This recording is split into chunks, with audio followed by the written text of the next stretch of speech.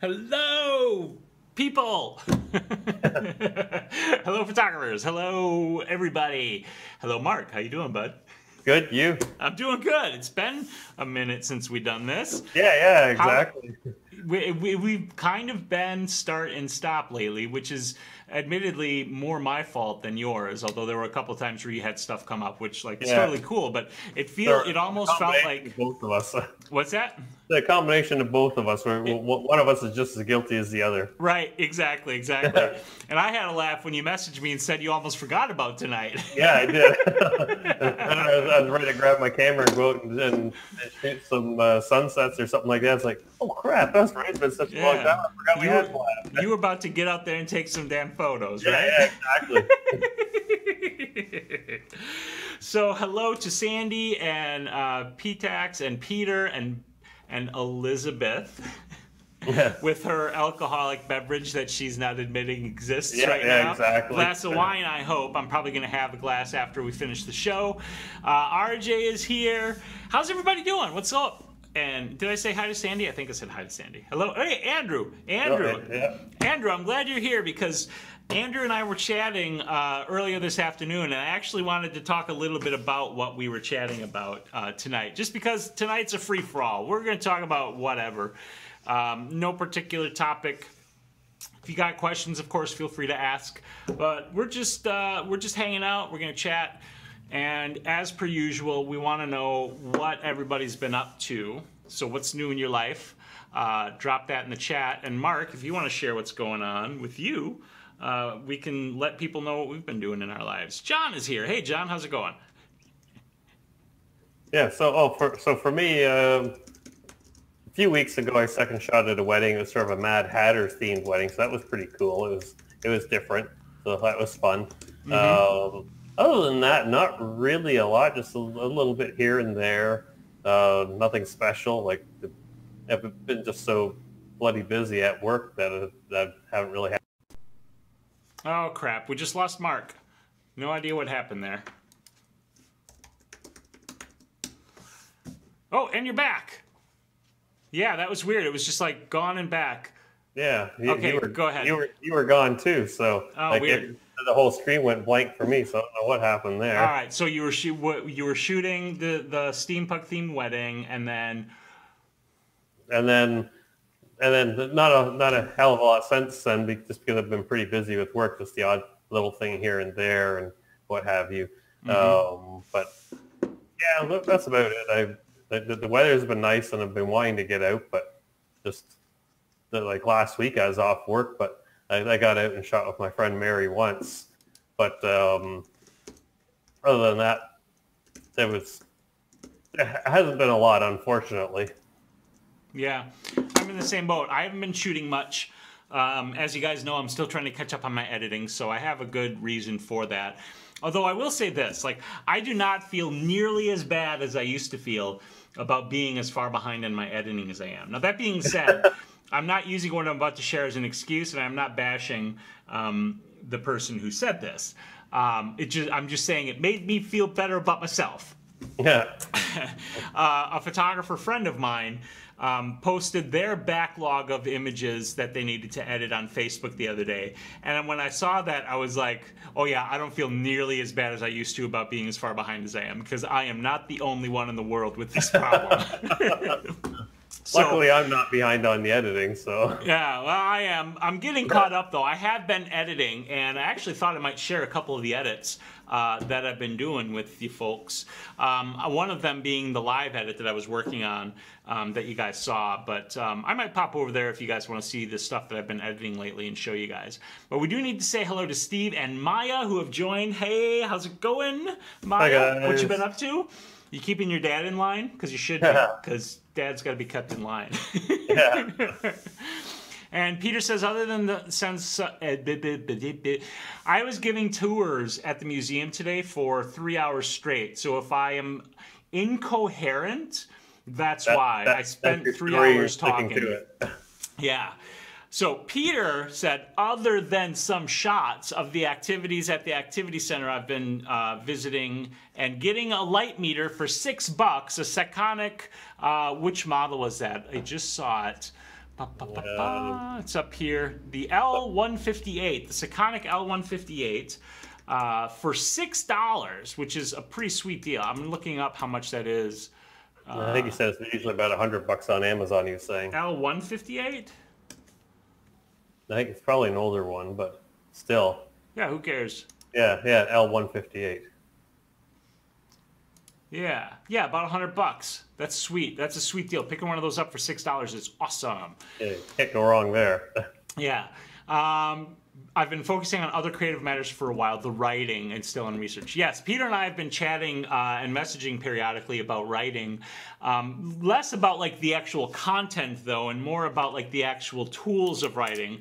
I know Peter's a fan of fountain pens, and I am a fan of writing like a chicken on Coke that did speed right before he did Coke, and then shot up some acid underneath its eyelids. In other words, you can't read. I can't read what I write because it just looks so awful. So the message there is don't do drugs. Yeah.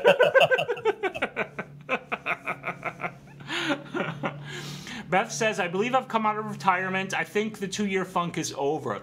That is excellent news. I'm really glad to hear that. Like, because I remember way back when we were talking about this, and at that time, I had either sent out an email or maybe it was even a video that I had done, basically saying, like, it's okay to take a break.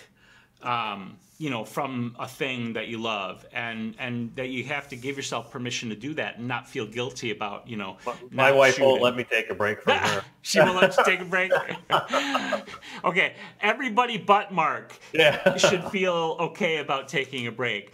And being able to come back to it when you're ready to come back to it, whenever that might be. Maybe it's a year, maybe it's 2. Like I've mentioned this before. I took a year break after I did my self-portrait project, and shot almost nothing that entire year, and actually almost gave up photography before I realized I was ready to go back to it. So it's just a thing, you know. But I'm glad that you're coming out of it, Beth, and I'm just glad that you're here too to hang out with us, even if you're, you know, even if you haven't like fully stepped back into the world of photography, as it were. Yeah. Steve did a senior shoot a few weeks ago and says it turned out well. They were happy. That is good. That is the best thing. That importance of them being happy. That's all that matters in the end. That you deliver a product that satisfies your customer. So that's cool. Congratulations on that. I'm glad for that. Oh, I got something else I'm working on. I forgot to tell you. What's that? You may have not seen it posted because I haven't seen you online that much lately, but I know a few others have. I haven't been on too much. Yeah, so basically, I'm working on basically taking pictures, identical pictures or similar pictures using my K1 and my Spotmatic with a roll of 35mm film in it, and then I got to sort of put everything together to kind of see the differences between digital and film of similar shots. Okay. So are you going to do a comparison of that? Are you going to share those like on Flickr 500px or something? Or what are you thinking about? I think of actually doing a video for it. Oh, cool. That'll be awesome. Yeah. And you got anything planned for Mark's Miscellaneous channel?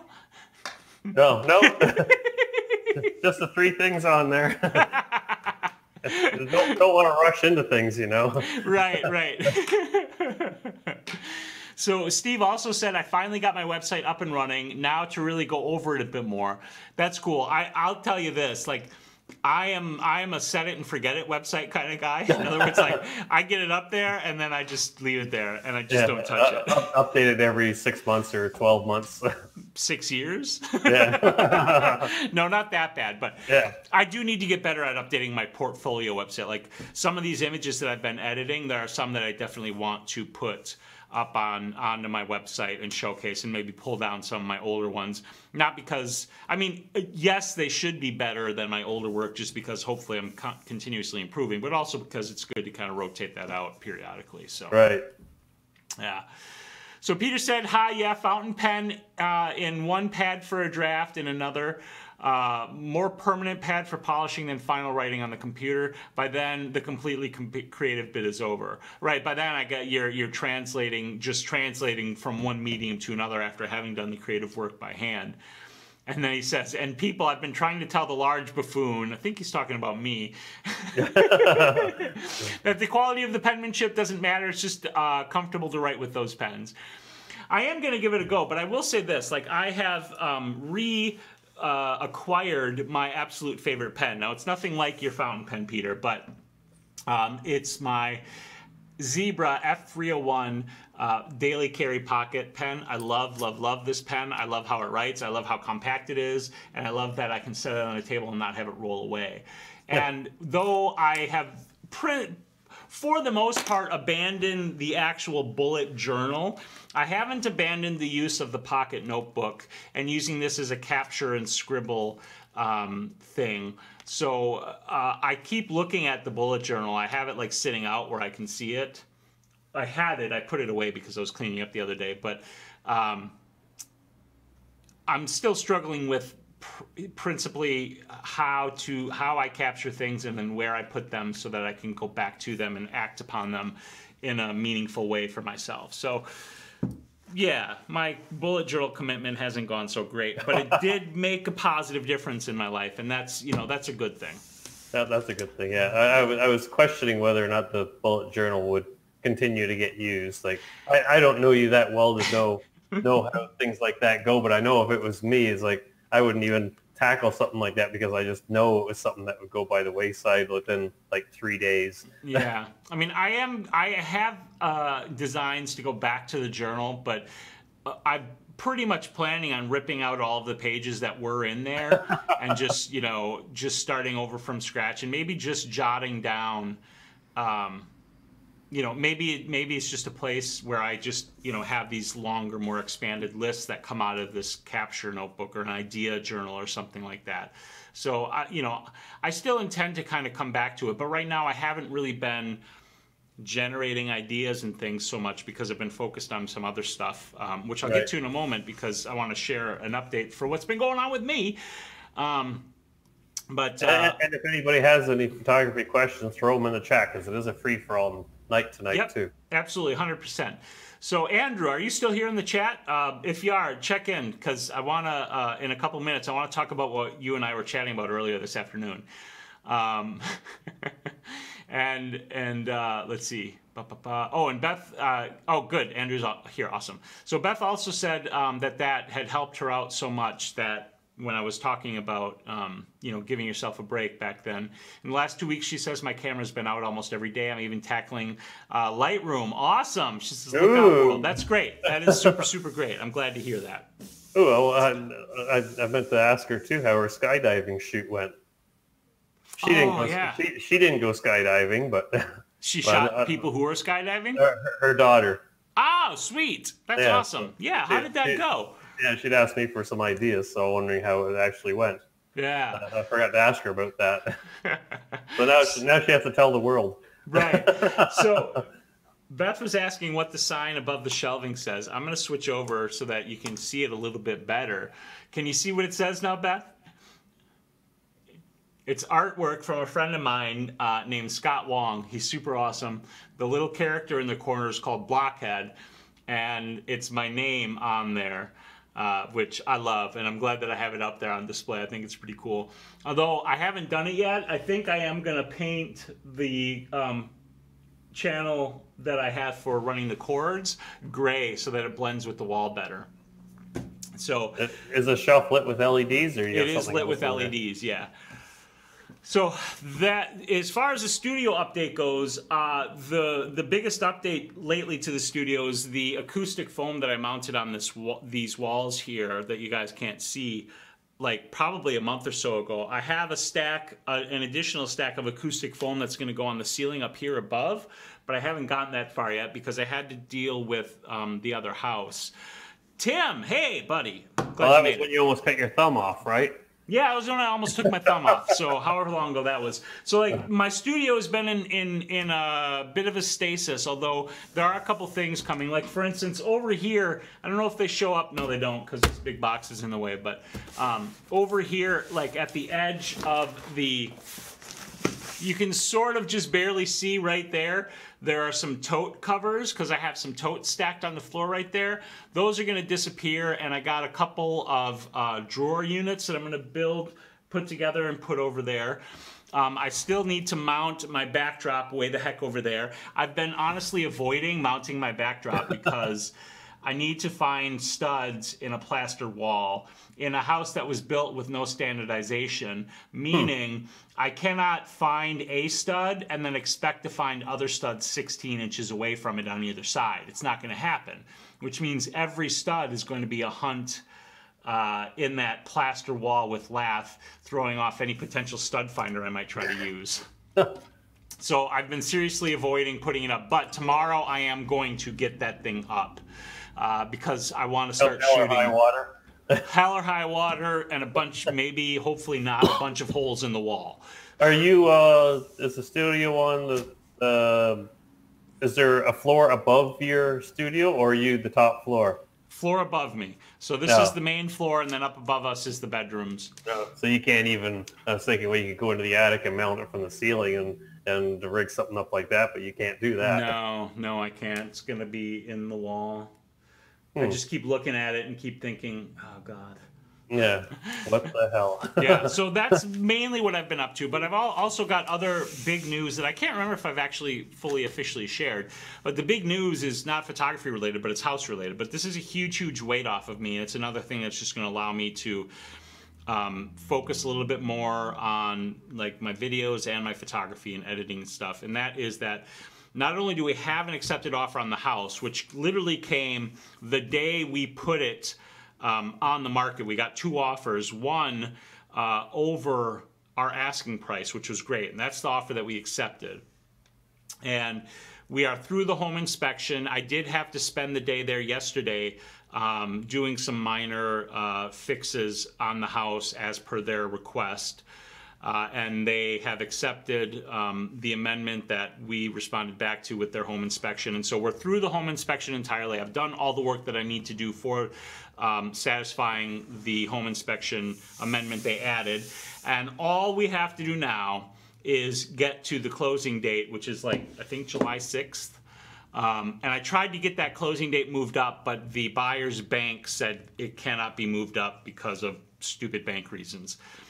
So it's still not 100% done, which means like I won't be 100% free of, you know, the back of the mind sort of space that that house is taking up.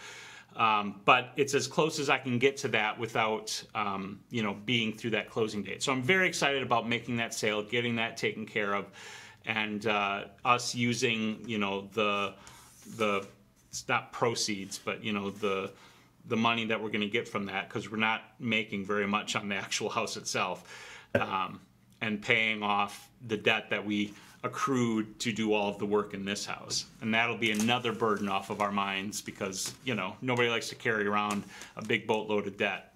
Yeah. So those are things that I've been thinking about dealing with. And since we are talking about like editing and what I have been doing, I'll maybe just pop in and show you guys a couple of photos that I've been editing. So Peter said, I wonder if YouTube chat supports more than standard, and then he typed my name in Greek, which to me is unrecognizable in Greek, but that's because I never learned the language. That's cool though.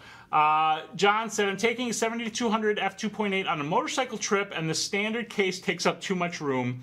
Anyone have a compact hack to keep it safe? Ooh, I don't. If you have a camera backpack maybe, and then just keep the 70 to 200 mounted on the camera. Or, I mean, like, are you planning to pack it in like a saddlebag or something? Like, where are you going to pack it, John? Because, I mean, a simple thing might be to just wrap it in something, like wrap it in, you know, a blanket or a couple of, you know, of towels or something that will pad it really well. And then, you know, if you have like a compartment that is hard and protected on your bike, you could tuck it in there, you know, or if you're comfortable with it in a saddlebag or whatever. I mean, I don't have a motorcycle, and so I don't really know much about like storage on a motorcycle outside of saddlebags. But that would be my suggestion. Yes, that's the word. Beth says, I went up with my daughter in the plane and it started raining. They took us down. I had to leave town. It sounds like they ran you out of town when you say that, Beth, which I find hilarious. Yeah. So they're going to go up again, so I ended up paying for the video picture package. Ah, okay. John says, towel sounds good. Sandy suggested bubble wrap, and Peter suggested bubble wrap in a soft case. Okay, so I want to talk about something Andrew and I were chatting about earlier, which is a couple of things. Number one, Lightroom CC and Lightroom and Lightroom Classic CC, and how effing confusing that is, and the sync methodologies and a workflow and use case for that, which is Andrew's use case. And I wanted to share that because I think it's a useful use case for Lightroom CC, even though, as Andrew and I were discussing earlier today, for me, that particular workflow wouldn't work and I wouldn't be happy with it. However, despite that, the other thing is that I am intrigued by the idea of editing in either Affinity Photo or full Photoshop via a mirroring app on an iPad Pro, where you'd actually be like dodging and burning directly on the image as you're looking at it on the iPad. So Andrew, if I botch this, Andrew, please correct me. But I'm actually going to bring up our message thread so that I can not totally botch how this whole synchronization thing works with Lightroom CC Classic and Lightroom CC. Hello, Juan Lopez. How you doing, buddy? Mark, have you used Lightroom CC at all since it's been released, or even looked at it? No. Admittedly, when the updates have come through for it, I've updated them, but I've never opened it since then. No. So you do have it installed? Yes, I do have it installed. Okay. So I have it installed too, but here's when I open it. I open all of my programs. So let me show you guys. I'm just going to switch over here. My problem with it is the fact that it wants to upload directly, and with my internet being so bad, it just isn't feasible for me. Right. So I have a Mac, as you guys know, and I launch all of my programs by bringing up this Spotlight, and I start typing LI for Lightroom. And this is my new iMac, so I haven't actually installed Lightroom CC on this, but on my laptop I have Lightroom CC Classic and Lightroom CC. And I will routinely start typing in LI on my MacBook and not be paying attention and launch Lightroom CC because it selected that instead of Lightroom Classic CC. And then I open it up and I'm like, maybe I should give this a try. Or I'm like, God damn it, I didn't want that program. And then I close it right away. Oops, I'm sorry, I just used bad swears. My apologies. But oops, I switched to the wrong one.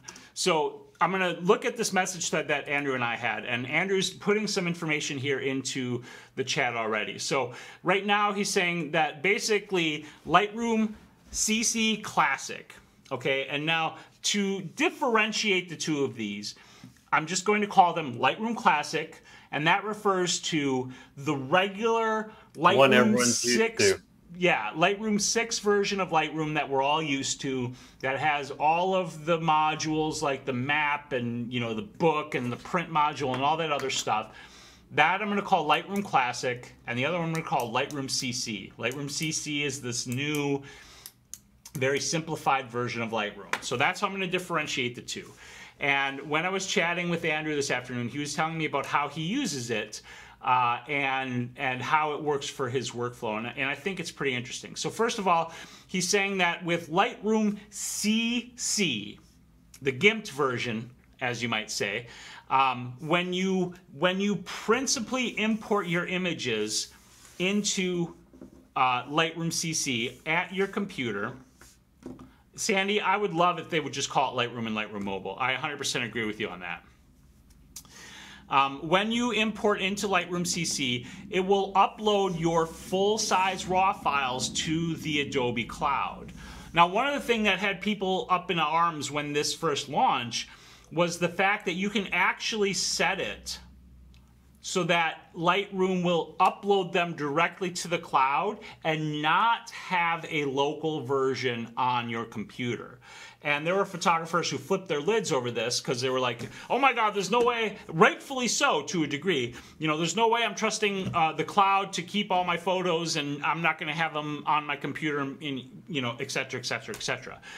And I don't disagree with that. I wouldn't just want them in the cloud, but you can turn that off so that it stores it locally and in the cloud. So the main differentiation here is that Lightroom Classic, if you do enable a sync option in Lightroom Classic, which you can only do through a collection, it uploads smart previews to the cloud and gives you access to those smart previews to edit those raw files across the other cloud-based applications, principally being the mobile versions of Lightroom on whatever mobile device you might be using, or Lightroom CC on another computer, or maybe even the same computer. Like, I don't even know that bit. Yeah, but you can actually open up a web browser and edit in the web browser too. They have a web version too? Yeah. Oh, I didn't know that. That's an interesting bit. I stumbled across that one day. It's like, oh, okay, that's kind of cool. Which is, it's basically same principle, like the same editing techniques as the mobile version. But the fact that you can do it on your computer through a web browser is, I found that kind of interesting, I guess, just the fact that you could do it. Right. Well, thank you, Juan, for that. He says, doing great. He's got a half an hour, and he's hanging here with us because you learn instead of just watching the Gear Acquisition Syndrome channels. So back to this Lightroom stuff. And again, Andrew, please correct me if I botch your workflow. Andrew shoots a lot of weddings, and so he's working with a lot of volume, and a lot of the work is done in Lightroom. Some work is also done in Photoshop, but there's a lot of it done in Lightroom. So what Andrew is enjoying doing is uploading, importing the photos into Lightroom CC at the computer. And then in doing that, as he just commented in the chat, those RAWs are uploaded to the Adobe Cloud, making the full RAW files available to be edited in Adobe, in Lightroom on the iPad or on an Android phone or on an iPhone, or probably in that web application, and back down in Lightroom Classic on the same or another computer. And so he likes to edit on his iPad in Lightroom CC and make edits and changes there, and cull or whatever he might be doing, and then to be able to go into Lightroom and have them organized. And this is the part, this is the thing that I don't like about how this works. He'll organize them into collections in Lightroom Classic.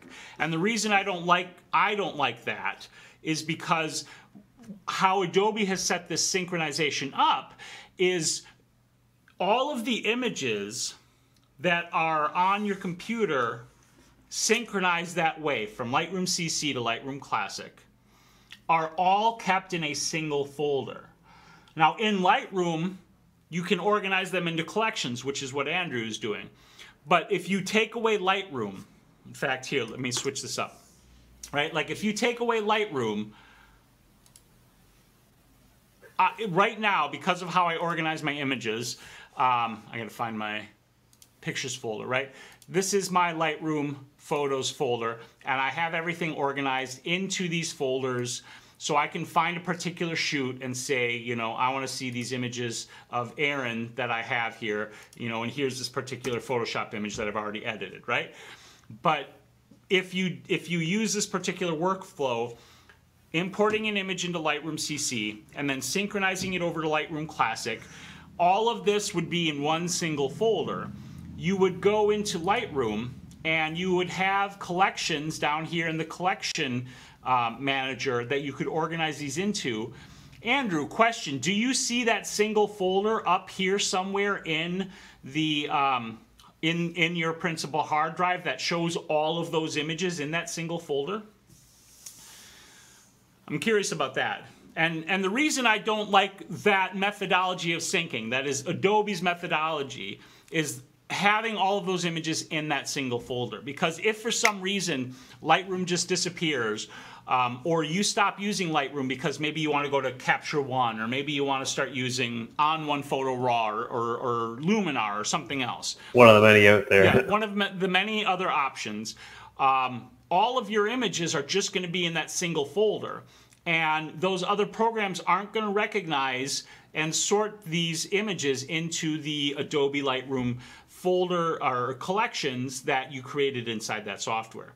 So Andrew did say that yes, there is a folder for imports. So you would see that single folder for imports in Lightroom. So it would probably look like this LR Photos here, right? Which has all of my images in it, almost 22,000 images, would just be in that single folder.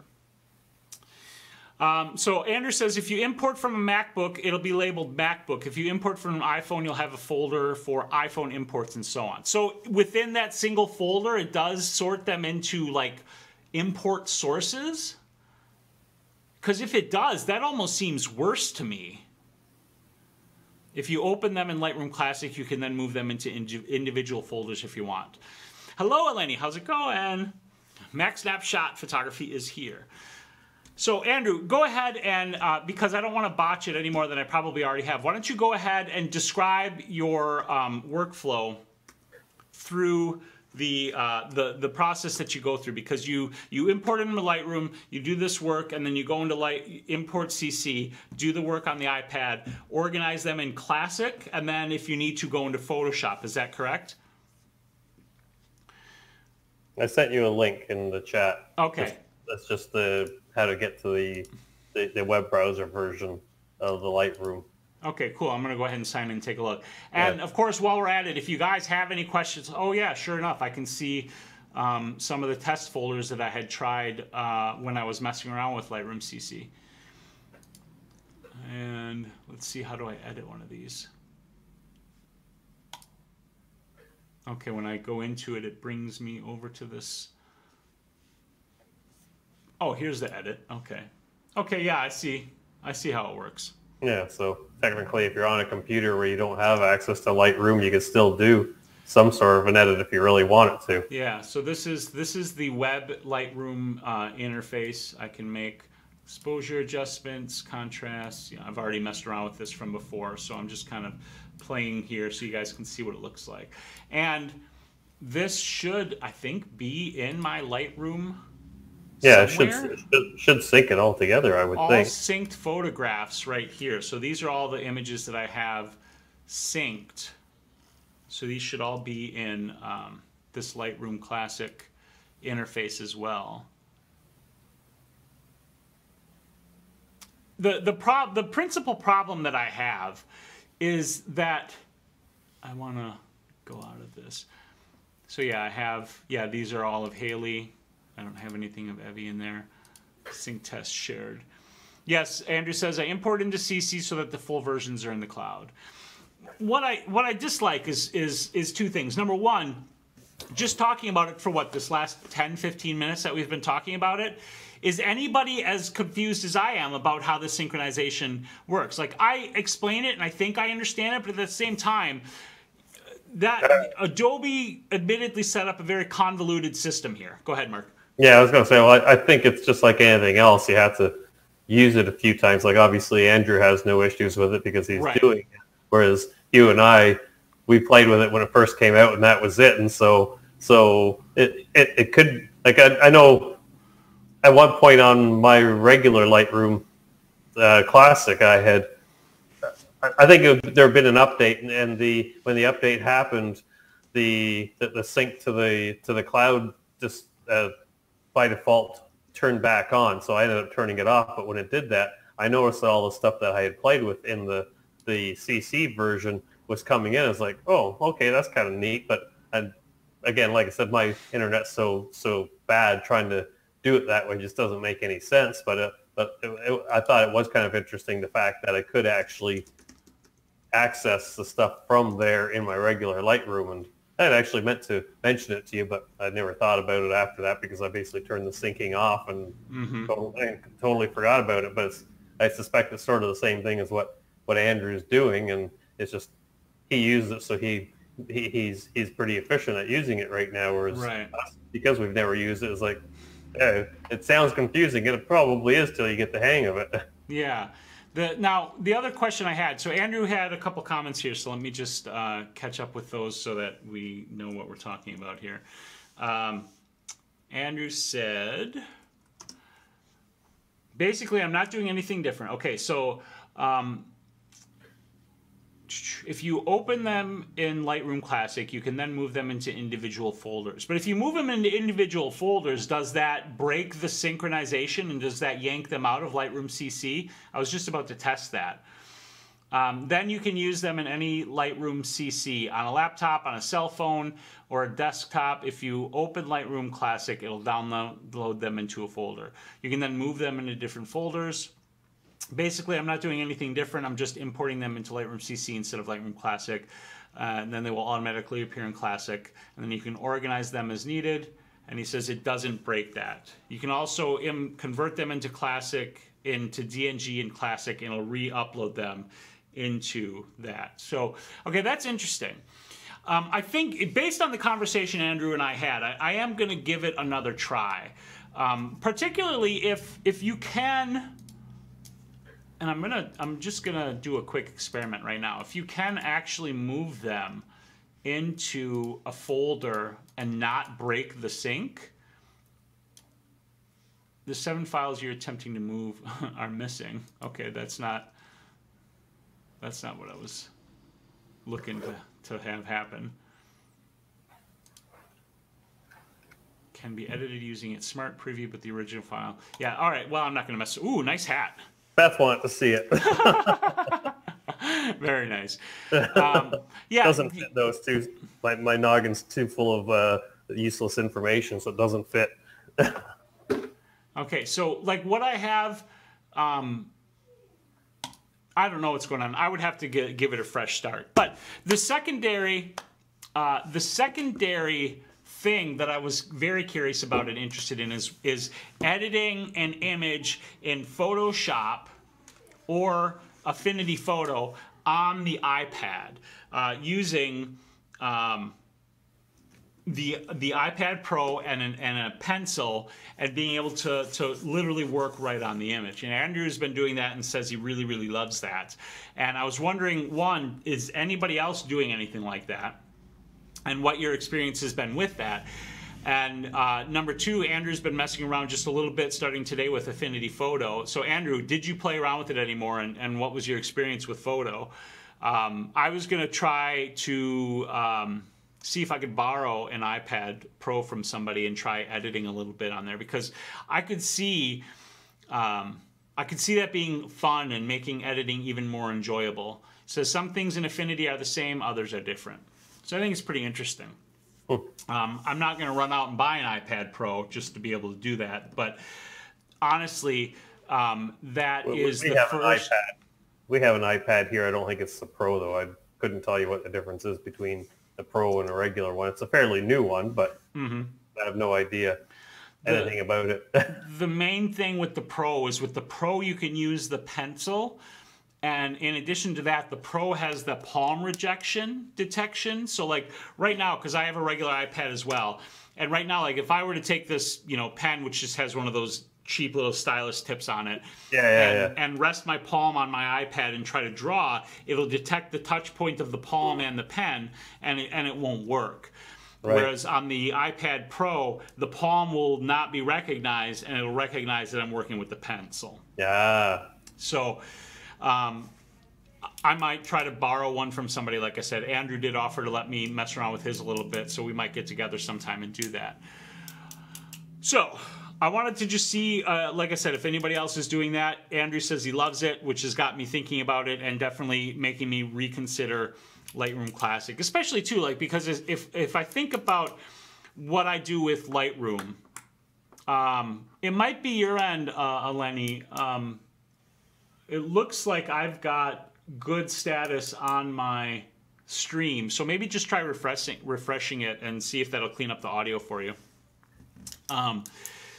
The thing that would save me some time is if I could, say, pull out my iPad or even my MacBook sitting upstairs, or maybe on my, or even on my phone sitting somewhere, and being able to boot up Lightroom CC and go through and do my culling. Like, because even if I was just able to do my culling in like those sort of in-between moments that you might get, or, sitting upstairs, like I say, on the couch, with my wife instead of down here in the office while she's up there, that would be nice. And then when I do sit down to edit, all I need to do is go to a folder and bam, I can start editing because all my culling would be done. Like, I like that idea. And so I could see that as a use case for me for Lightroom CC and the synchronization across the board. But again, like I'm going to have to look at that sync some more, and I'll maybe even make some videos about it. So, that was some rambling on about some crazy-ass stuff, right? Testing moving files in Lightroom Classic right now. Thank you for testing that, Andrew. And Rick just said I need to give Lightroom CC a shot as well. And yeah, they've got the new $300 regular iPad. Now you can also use with the pencil, and it has the palm rejection. So if I did get one, I'm not gonna lie, I would like to get the Pro because I would really like the bigger screen, especially if I was going to be like editing an image in Photoshop. And when I say Photoshop, one of the things we should clarify, because like full Photoshop isn't available on the iPad, but there's an app that is called AstroPad that allows you to basically mirror your desktop. We're gonna get to that, Beth. AstroPad allows you to mirror your desktop computer to your iPad and then use it as, as a tablet to interface with the computer and work directly on the image like that. So there's that with Photoshop. But then Affinity Photo has a native app for the iPad that allows you to edit, right there in the app. So I'm going to start small, just I think with getting into CC and trying to figure out the sync and see if it's something that would work for me, and then maybe see if I can't come up with a culling workflow that would incorporate the iPad that would save me time when I sit down to edit. Because I'll sit down to edit, and I might not edit for 20 or 30 minutes because I'm going through and I'm doing a culling. Yeah. Yeah. I gotta take a drink, and then should we open the box? You guys want me to open the box, or you want me to just get it out of the way over here? Beth says she doesn't care. Ooh, Rick just said, boom, just booked the 2-hour event shop. That is awesome. Congratulations. Nice. Alrighty, I'm just making a joke. I'm not telling. I'm not telling Beth. Yeah. It is not a new camera. It is not a new camera. Let's see. Andrew says, moving them into a different folder didn't remove them from Lightroom CC. Interesting. Now I feel a little bit bad because Juan said he came here because we're not the gear acquisition channel, and here I am flashing a box in front of you guys. Okay, we are going to open this. I didn't buy this. This was something that was sent to me to review, which is why I wanted to open here and share it. So open the box. Okay, we're going to open the box. I went upstairs right before the show just to get my knife, just so I could do, because I love, this is so satisfying. Just doing this. I'll do it like 2 more times just to tease you guys. No, I'm kidding. So Andrew says, seeing if I can edit them in Lightroom Classic after moving them to a new folder, and if the changes will sync back to CC. Okay, thank you for doing these testings for us, Andrew, and giving us the feedback. That's super cool. It is not a light modifier.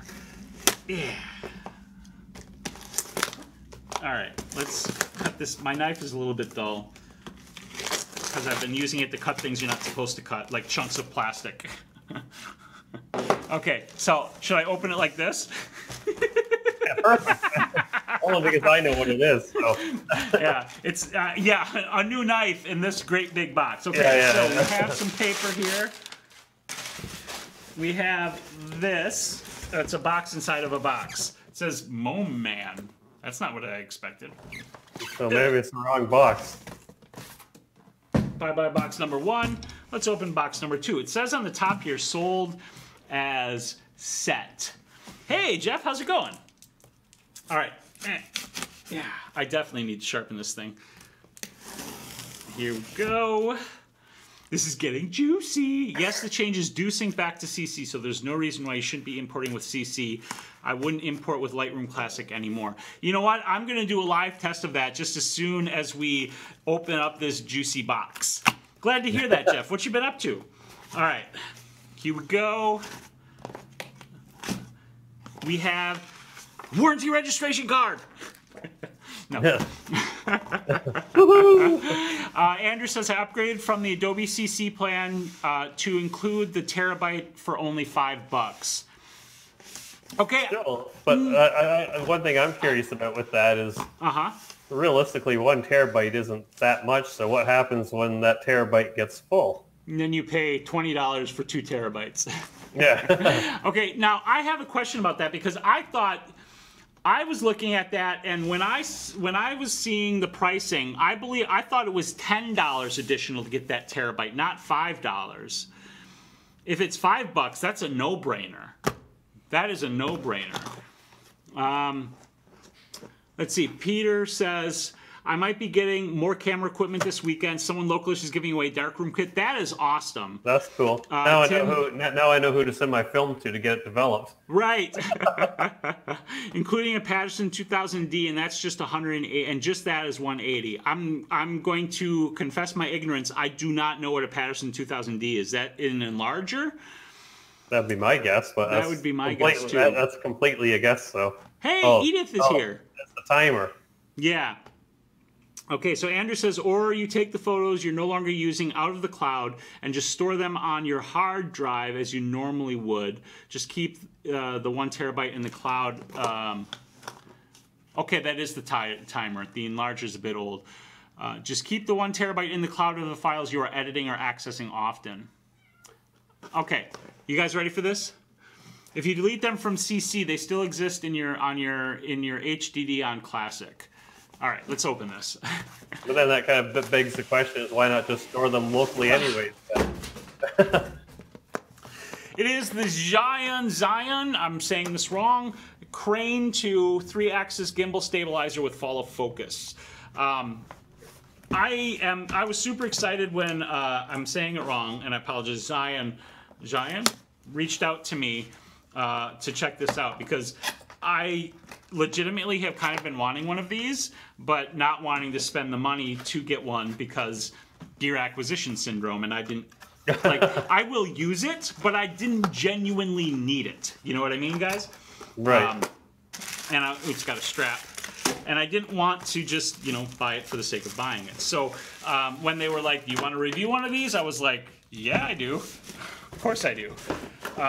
And I'm excited because I've been wanting to...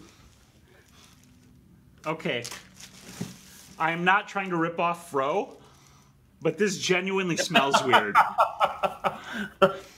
This genuinely smells weird.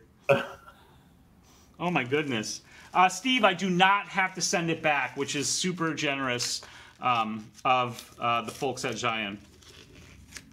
Okay, this is Crane 2 instruction booklet. Yeah, this genuinely smells weird. It's got a nice case. Not the good kind of weird. No, well, it's not bad, but it's not pleasant.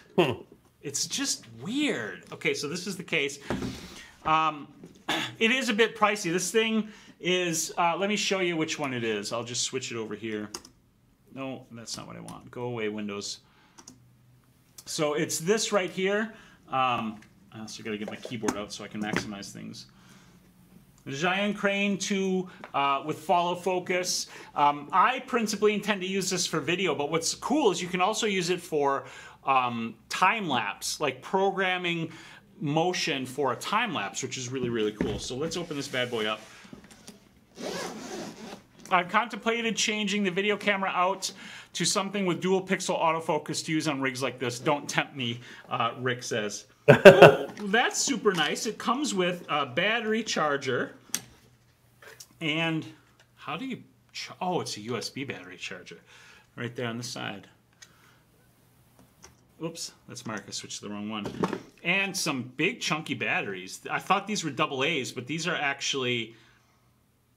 I don't even know. They look like AA's, but they are bigger than AA batteries. It's a 3.7 volt, 2,000 milliamp hour battery. And I don't see what type of battery it is. It just says MP on the side. But it's a big chunky thing. And, ooh, sweet. It's got this little tripod base here. So you can actually stand it up as well as just carry it. And then this here is the actual GIMP. Wow, this is hefty. I wonder how much this thing weighs. Dang, this is pretty sweet looking, guys. I am stoked to be able to use this and review it and hold on to it and keep it, which is, again, super, super nice. So I'm planning, I actually have to see, because you need at least 1.1 pounds on here for this thing to be able to properly balance. I have to see how heavy my, because I use the Panasonic G7 and GX85 cameras, and they are quite light. And I might like have to add weight to them in order for this thing to actually work properly. I know I could very easily achieve that weight just by throwing my 12 to 40 millimeter f2.8, my Olympus lens on there. So I might end up shooting video with that a lot more. But I'm not gonna like try to turn this on and figure out how to use it here tonight. But I did want to open this up and share it with you guys. And honestly, I've been dying to see like actually how big this thing is. It is bigger than I expected, even though I did expect it to be big. But it's pretty cool. I'm stoked about this. So expect to see some super buttery smooth motion in my videos coming up in the future, gang. All right, I'm just gonna set this off over here. So, whoops.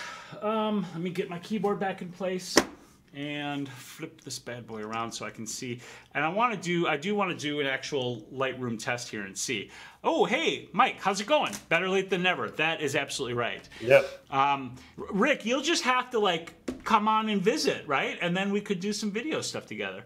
And Mark, same thing. Like I'll have to just bring this up to Canada and be like, let's shoot some video. Yeah, I'm gonna put my heavy Pentax on it. You won't have to worry about the weight then. Right, no kidding. This is heavier than I expected. Like I'm not complaining, but it is heavier and bigger than I thought it would be. But it makes sense because to be able to handle up to 7 pounds, you would expect that this thing needs to be pretty hefty. Yeah. Sweet. All right, enough of that, because this isn't all about gear acquisition, even though I acquired some gear. Beth said, how many times, Mark, how many times have I told you it is not Taco Tuesday? These are rechargeable batteries, so I'm imagining too, like I can probably go on Amazon and buy additional batteries for this, but these are probably proprietary. Yes, that's the word for that machine, that unit. Yeah, I'm just seeing right now if they have additional batteries, like in the, other people also bought this with this spot, and I'm not seeing them, but that's okay. If your rig isn't heavy enough, you can just ship it over here. I'll test it for you. Sounds good, Peter. All right. So I'm stoked to review that. Expect that review in the next couple weeks. I plan to, maybe not tomorrow because I want to hang up that backdrop system in here, but start working with that pretty quick and pretty soon. Rick says, sounds like a plan. I need to produce a studio tour video, and something like this would be great. That would be great. That would be super great, Rick. I'm going to say yes, Rick, yes, not no, Rick, no. Okay, when you're playing with the gimbal thing, make sure I think your camera has, make sure that your image stabilization is turned off so they're not fighting against each other. Right. I was thinking about that the other night when I was just watching a couple videos on the gimbal to learn a little bit more about it. And nobody in those videos mentioned turning off the image stabilization, but I was like, that it's going to be like a tripod. You're going to want to turn that off because otherwise it will fight. I would think so. Yeah, I would think so too. I'll find out, I guess. Yep. All right. So let's do a little test here with this Lightroom stuff. If you guys are okay with that. Because now I'm intrigued. What do you think, Mark? Should we do a Lightroom troubleshooting? Troubleshooting / uploading to CC. Yeah, I'm gonna have to first install it on my computer, so I'll just I'll install that while we're jibber jabbering here. Yeah, luckily your internet's fast, so it won't take you 3 hours like it would for me. Yeah, Lightroom CC, the cloud-based photo service. So that's installing right now. Let's see. Ooh, that might be why I haven't gotten pixel perfect since I upgraded to K3. It might be. If you're shooting on tripod and you're leaving that stabilization on, that'll do the trick. Yeah. It legit works, Andrew says. That being said, if you're using a tripod and you use self-timer, like the 3-second or the 12-second timer, it'll automatically turn off the image stabilization on the K3. So, okay. So just use a timer, then you don't have to worry about it. Okay. Andrew says it legit works. He says there's zero reason to import with Lightroom Classic anymore. I believe you. I want to try it so that I can functionally wrap my head around it. And I get that too. You're saying basically make Lightroom CC the import process, which gives you the cloud functionality, and still is going to allow me to organize them into my folders the way I normally want to organize them. Okay, Lightroom CC is installed. You know what I'm going to need to do? I don't think I have anything with any fresh photos. You need to take a picture of me here. I'll put my hat on for Beth. All right. Let me grab. You know what? Let me grab my camera and I'll bang off a couple photos here. Almost didn't grab a lens. No, you don't need that. Ooh, is it just me or is it warm in here? Whoops. Sorry, I just banged the microphone. Yeah. Okay. So, still shooting with my trusty OMD EM5 Mark II. Still very pleased with this camera. So, battery is in. Let's pop a memory card in.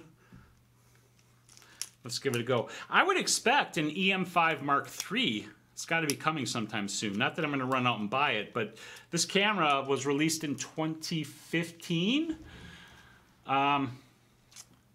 Still a bit cracked. What's still a bit cracked? My back screen is cracked right here, where I dropped it. Yeah, if that's what you're talking about. It's actually up here in the corner. So it is still a bit cracked.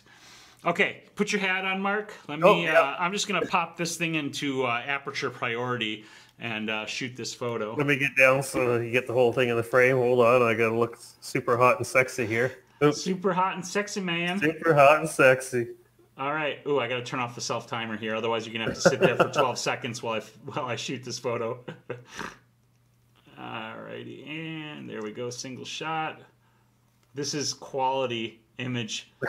This is quality portrait work right here, people. That's right. 101. Okay, I'm going to bang off a couple of images just so that I'm not working with like a single photo. Did you get the picture? Oh, I did, yeah. I got the picture of you. Now I'm just kind of racking off a couple here in the studio in general, just so I have like a set rather than just one as sort of, oops, that might have been a longer image than I wanted to shoot. Guess we'll just wait for that to finish. So Andrew says it also works on importing into any version of Lightroom CC. At my last wedding, I bought a Lightroom to SD adapter, then imported the images to my phone, had a 2-hour drive home, and when they auto sucked up into the cloud, when I got home, they were already in the cloud. That is pretty awesome. Yeah, it is still a bit cracked. I should probably send it in to get fixed, to fix that crack, but I'm like, whatever. It's not hurting my ability to use the camera, so I guess I don't care all that much. You don't care that much? No. I mean, I wish I hadn't dropped it and cracked it, but... Oh, nice. Andrew has unlimited data. None of that's available up here in Canada. Yeah, I've got an unlimited data plan on my phone as well, so I could get away with something like that. Okay, I'm going to take one more picture of you, Mark. Got it. Okay, so let's yeah, the cracks and scuff add character. They don't break anything. Okay, let's take a look at this. So we are going to open Lightroom CC. There it is right there. You guys should be able to see this. Andrew says, Tony Northrup mentioned this method briefly in his YouTube channel. Go look up his review of the iPad Pro. Okay, so welcome to CC, blah, blah, blah, blah, blah. Blah, blah, blah, yeah. All right, let's start with an import. I'm gonna pop the card in. I'm gonna have two Lightrooms arguing and trying to import at the same time, I bet. All right, add some photos. Lumix. We won't import the video, but we'll import all of these photos. So add to album. All right, so here's the question. If I'm treating this, but if I'm going to call here, okay, I'm going to do this as if I was... I got to think about how I would do this because this would change my import process. My normal import process is to just import everything into that single folder that is like the new folder and then distribute them to their destination folders where I can call and edit. And if I'm planning to call on like the iPad or my phone or something like that, then I would still want that organizational structure. Oh, that's my phone ringing. Oh, I was like, what is that? So I'm going to set this up as if I was doing this. I'm going to create a new folder. I'm going to call it new, which is how I typically import. And we're going to create that. And then we're going to add 8 photos to that. So importing these. Here's the photo panel. Card ejected after import. All right. Your photos and albums, formerly called collections, live in the photos. Yeah. I do not need. And you can see right here with the icon, they're already syncing. Oh, God. I don't need to see all of your little tips here, Lightroom. Just leave me alone. Yes. That's what happens when you haven't used it in a year and a half. So here you can see I've used actually a fairly large chunk of my 20 gigabytes already. It's prompting me to upgrade. I can connect devices, and it is showing I can pause the sync if I want to, but it's already synced these. So I'm just going to pop over to Lightroom Classic now and see if those images have synchronized already. And look, there they are right there. Okay, so that's pretty slick. Hey, who's that awesome guy in the hat there? Yeah, check this.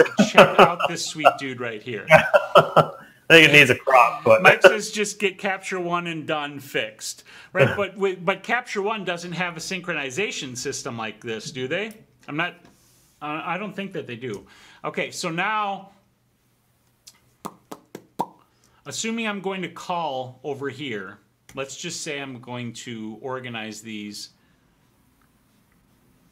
I want to see my collections. There we go.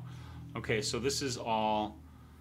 I'm going to create a new collection, and we're going to call it Mark is Boss. or something like that. Right.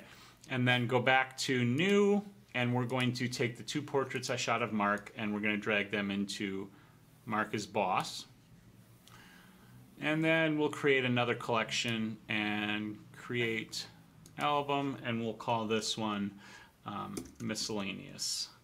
Garbage for a Lightroom sync test. Is this the longest folder name ever? Question, question, question. Okay, so I created that, and we'll put all of these in there. Okay, so Andrew says now in Classic I can move them into a different folder. And as of right now, they're here. I'm going to go down to my collections and see if those collections showed up. I hear Brewster. Yeah. Actually, that's Fizz. Oh, I thought the cats weren't allowed in your room. Not well, they are right now, but that will eventually happen. Okay.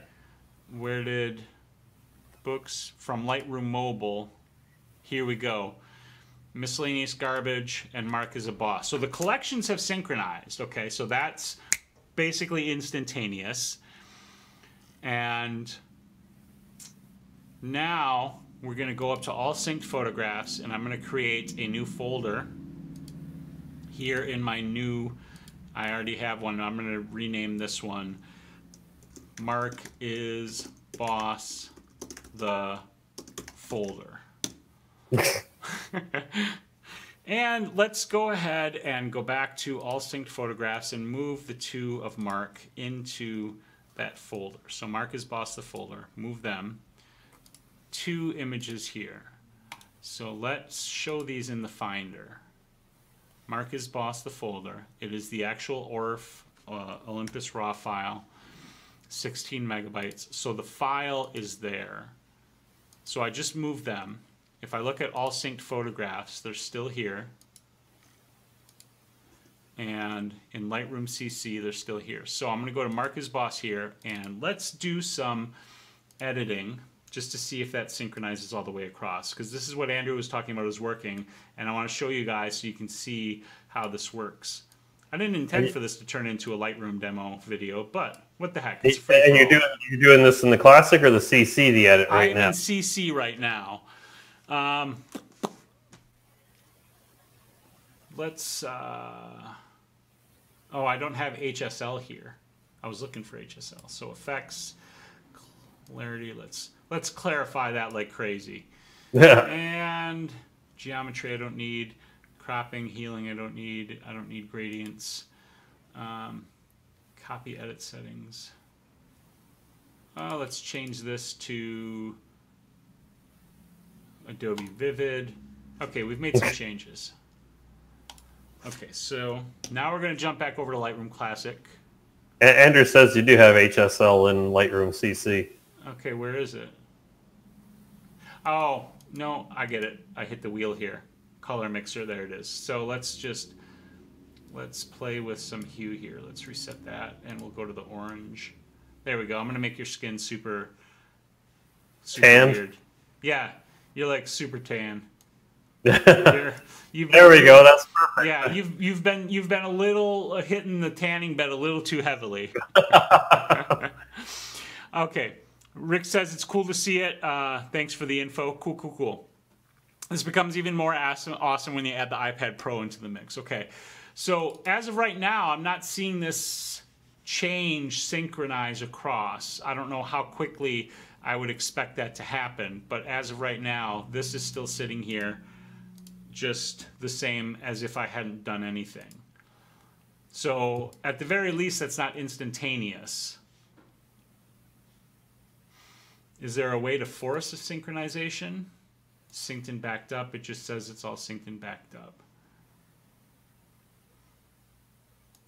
Wait, that's what he says.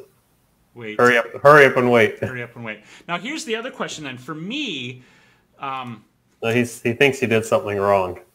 Go back to LR Classic. I think you did something wrong. Okay, so I'm here in Classic. All I did in here was I did the synchronization, and then I did move the images into the Mark is Boss folder. And I was looking at it under all synced photographs. Let me look at it here in Mark is Boss. Yeah, nowhere am I seeing these changes that I made in Lightroom CC yet. So I'm not sure what's going on there, but I definitely made some edits here. He's saying when you moved them in Lightroom Classic, did you move from the collection into a new folder, or did you move them from the other folder? I moved them from the all synchronized photographs collection or catalog. Can you do full screen so he can see instead of the way you're showing it now? Yeah, I'm gonna have to add it in here. Give me just a half a second to do that. Let's see, capture devices. I believe it's 4K2. There we go. Let me turn the sound off of that one. Hey, Peter. Catch you later. Thanks so much for hanging out. Okay, so this is full screen. What I did was I was up here in all synchronized photographs, and I highlighted the two images. Oh, here they are now. Here's the change. It took a while. So wait was the correct response. Wait a while. Yeah, well, wait a while. Probably doesn't help that the stream's going, so that's taking the bandwidth too. Yeah, that's true. It might be causing a little bit of a delay there. So hold on a second here. Just quickly. And probably normally you wouldn't jump from one to the other right away. You might be sitting in the living room doing some editing and then go to your computer 10 minutes later to do something else. So right. So it's, so that's what I've got here. And so now let me see in the Mark is Boss folder, the change also synchronized. And obviously it should be the same down here in the Mark is Boss collection. Okay, I mean, like, that was a quick test, but I'm not going to lie, I'm pretty well already convinced that importing here is a way to go, as a way to manage it, because if this gives us the ability to import and manage to a degree here and have that synchronize across the devices. Let me pop it up on my phone. I'm sure it's going to show up in my phone, but I'm going to pop it up and look anyway just to see. I think I have it installed. I do have it installed. Yep, there's Mark as Boss, and I can see the edits. The awesome edit. Yeah, the awesome edit with Mark's super overly baked face that I made, which goes great with the hat because it's like you were on vacation. Yeah, exactly. Yeah, so you can even call on your phone. Now, the next thing I'm wondering is, currently the way I call is in Lightroom, I reject images. So like reject. I flag them rejected. And that's like, my first pass. And then I add a color label as I start to narrow things down. But principally, I use the flag rejected. But here, okay, I can flag reject. Do the keyboard shortcuts work? That flagged it as a pick. Flag is rejected. What was, okay, Z is pick, X is rejected. Okay, I dig it. So that's on there. How do I do that on my mobile? How fun is this, guys? You get to watch me learn how I want to call images. Okay, on the iPad Pro, which might be the same as your phone, if you swipe up and down on the left side of the screen, you can adjust the star rating. I don't like using stars. On which side? Left side. If you swipe up and down on the right side, you can choose pick and reject. Of the image itself? It's not. Well, maybe that's just the iPad Pro. Maybe it doesn't work on the phone. Well, I'm going to look into that then, because I don't want to just make you guys sit here and watch me swiping my finger on my phone, because that's like even more compelling than that's like watching paint dry, right? Right. But if I can quickly and easily like go through and somehow mark these as, like, if I could double tap it, and like heart it or something. Yeah, he says you can do it on the phone, so. It could also be that my phone is being a POS right now. All right, so I'm going to look at that, but here's what I'm thinking. Like Andrew, you've got me convinced. I am going to look at changing my workflow and making Lightroom CC my import tool, and still using Lightroom for managing my folder structure and working with my raw edits. I mean, maybe I do the raw edits on the iPad, if I'm messing around or whatever, but I'm convinced. Okay, so he says, let's see, you can do it on your phone. Select an image, then in the upper corner, change edit to rate and review. How do I do that? Oh, I see it. Edit. So rate and review. Okay, now I see it. So speed review. So I can swipe down to reject, and down to reject, and just okay. I'm doing it. Like, you won me. You won me. You educated me, and you won me. This has been your quick and very impromptu lesson on how to integrate Lightroom CC into your workflow. Yeah, I do. I absolutely see how much better it is. My holdup, like I was talking to Andrew earlier, was, that my understanding from how it worked when it was launched and my experimentation with it, and they must have made an update to that functionality. A year and a half ago or so. What's that? It was a year and a half ago or so. Right. So I think at that time, I did try to make a synchronization and then pull those out of the sync and into a folder, and it broke it at that time. And I think that's why those images that I tried to grab, that are still in that all synced, it says are not there. It says are missing, because I was like, okay, I want to try now moving these, into a different place. And that one's showing up, but... whichever ones it were that it was saying they weren't there.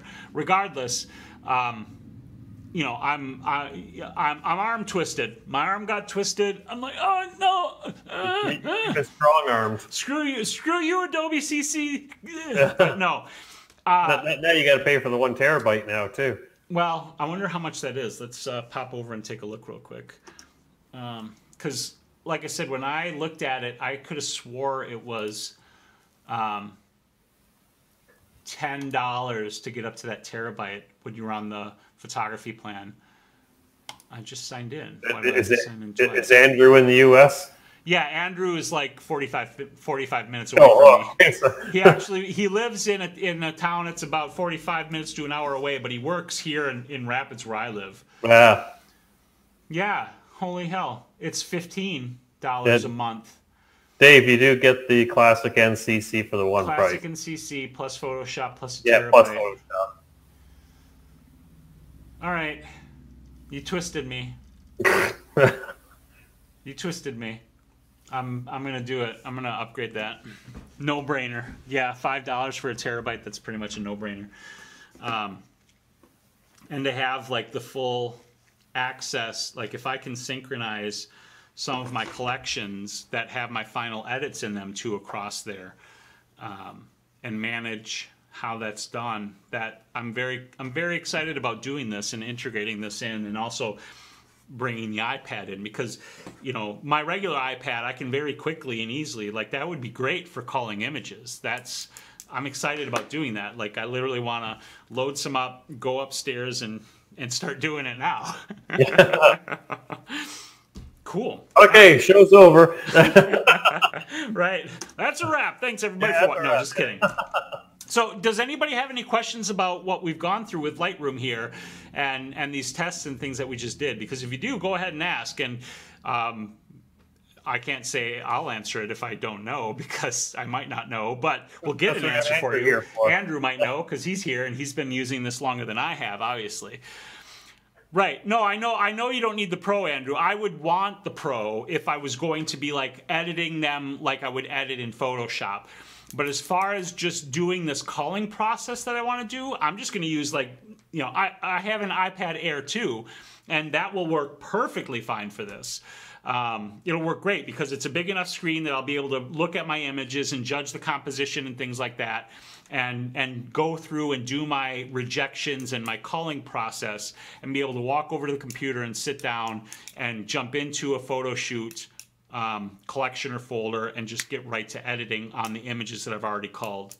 I wonder if Dave DePaul, or whatever his last name is, Dopal.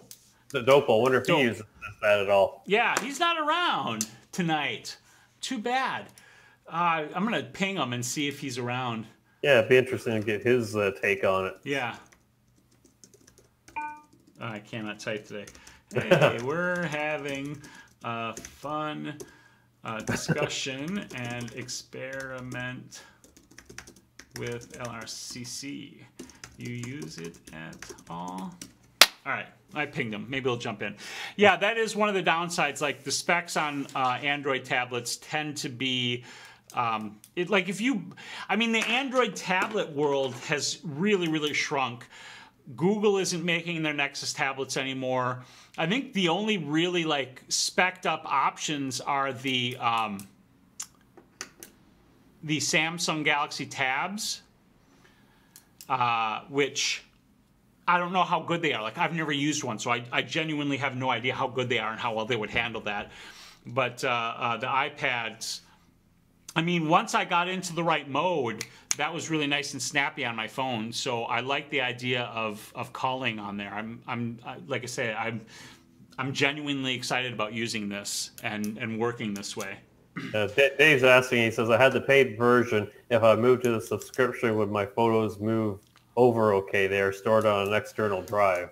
Yes, 100%. Because once you move to the subscription version, you can get, first of all, you can open that version and then you can jump into, so here, let me just go ahead and switch it over, right? So, okay, Dave says, I've been playing with the iOS app and he was watching earlier. That's cool. Well, I don't know if you're still watching, Dave, but I've been convinced to start using Lightroom CC more. So anyway, when you open Lightroom for the first time, it's probably going to prompt you to create a catalog, and you don't have to do that. All you need to do is go to New or go to File and Open Catalog, and then you'll go on your computer and find where your catalog is for the current version of Lightroom that you're using. Lightroom 6, I'm imagining it probably is. And then you'll open it. I'm not going to do that now because this is the catalog that I have open. But when you do that, it will probably tell you that it has to update the catalog, and it may take, depending upon the size of your catalog, it may take a couple minutes or something. It shouldn't take a ton of time. And then all of your images will show up in here just exactly like they did in Lightroom 6. Yeah, even if you're using an older version like version 4, it should still import it. Yep, it should still import and update. Yeah. Yeah, and in addition to that, once you've done that, you're going to want to uninstall well, you don't have to uninstall the older version of Lightroom, but don't try to open it because the old version of Lightroom will not be able to open the new updated catalog from the Lightroom Classic, version, whatever. What version are we on here? 7 point something. 7.3 release, right? So the 7.3 release catalog file won't be able to be read by Lightroom 6 or whatever older version that you're using, the standalone paid version. Okay, so it is version 6, Dave says. So yeah, you can absolutely update to that and then just open that catalog, wait for it to update, boom, everything will be there. Perfect, seamless. You shouldn't have any problems whatsoever. Andrew, I agree 100%. In fact, I probably will do this for my video next week. Even before your gimbal review? Yeah, because I have to use that gimbal and figure out how it works and all those sorts of things. But I'm genuinely excited about this. Andrew, I appreciate you talking me through this both tonight and the chat that we had this afternoon because even, this afternoon I was intrigued by it, but I wasn't won over. But going through this here tonight, I'm absolutely convinced, and I'm going to start using this and working it into my workflow even more. So I'm pretty excited about this. I think it's going to be cool. Yeah, I probably will take you up on that and borrow your iPad Pro. I'm just telling Dave Dopel that I'm going all in on adding CC on the desktop to my workflow.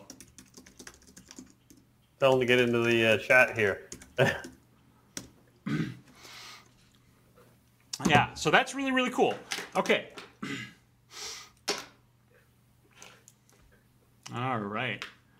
I started with the idea of just calling, and now I'm doing more and more editing in the mobile space, Andrew says. And I can see myself doing that too, because I honestly don't do very much in Lightroom anyway. Most of my work... Photoshop, so... Yeah, most of mine. Go ahead. Yeah, I was going to say you should easily be able to get your basic standard edits done in Lightroom, so then all you have to do is just bang them over into Photoshop. Yeah, and that would be even better, because if I can just sit down and boom, jump right into Photoshop, that's just saving me another step, which is really, really cool. Wow. I did not expect to be convinced to just like that. Just like that, yeah, yeah. Episode of Blab. That's pretty cool though. And the other good thing is I'll actually use my iPad more now, because principally my iPad is for reading comic books and for as a teleprompter when I do actually fully script out a video. Those are the two reasons that I use it. And now I'll have a third reason, which will be culling and, you know, possibly doing my raw edits for my images, which is cool. Now, the downside though is, and here's something that I'm gonna have to figure out, right? Because right now, let me switch this view back over again. Right now, I have got all of these photo shoots here that you see with the star on them. All of these need to be edited and culled. And I would prefer, I would probably need to add all of those to an album and synchronize that manually, because I don't really want to re-import them into Lightroom CC, because that feels like it would be redundant and would be, since they're already here in Lightroom Classic and already in a folder. I mean, I guess I could like do something like this where I just find the folder, set as Lightroom CC downloads location. Oh, it's nice that you can set where these images download from Lightroom CC. I'm not going to do that. I'm going to have to think about this, because this is the stuff that I want to call and start using it for. And this is already in Lightroom Classic. And so Andrew says if they're in Classic and you add them to an album, it'll only upload the preview and not the full RAW. So if I want the full RAW, I would have to import these into. Okay, let's do another experiment. Here's what we're going to do. I am going to take this set of images that is actually already culled. So I'm going to go. We'll go to this set because I haven't fully culled this set. Okay. And I am going to leave these here in Lightroom Classic, but I am going to go to CC and I'm going to import these first. Just the raw images.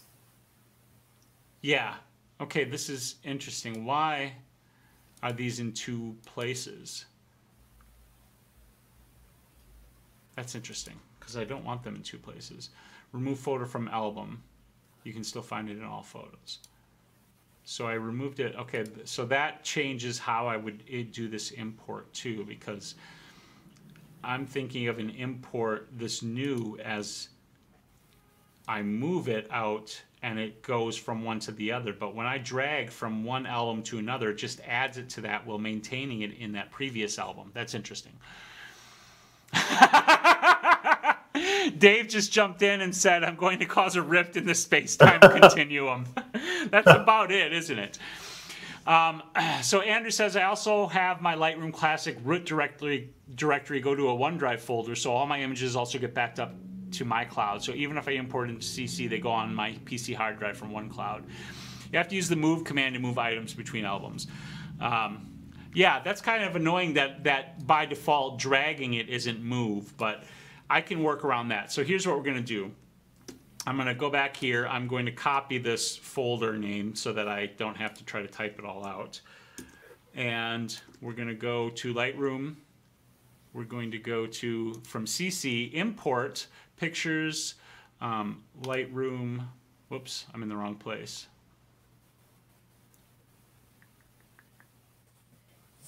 Applications, pictures, Lightroom. What is going on here? Oh, I know why. This is showing me that. That was the actual like Lightroom. I need to move that too because that's on my main hard drive. I don't want that. I'm going to want that on an external drive. So pictures, Lightroom, LR photos, 2017, and Trish, review for import. I want to import all of these in a new that I'm calling this, create. Now let's see if I break the space-time continuum.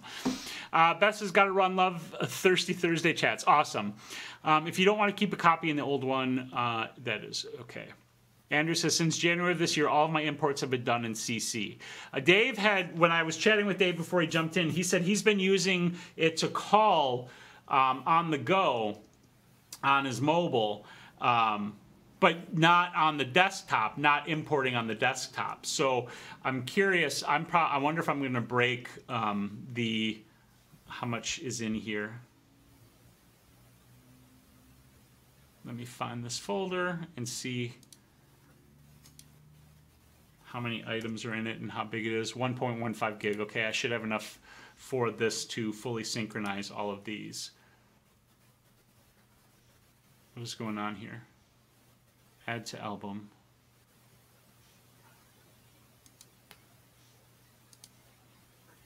Select all, add 74. Okay, so those are adding. Okay, this is some curious stuff we're doing here, gang. Okay, it is currently synchronizing, so let's let it synchronize some photos and see how space-time breaks. It can get confusing using both at the same time on the desktop. Yeah, that's what I was sussing through this afternoon with Andrew, and now let's see how my roundabout trip here wrecks things.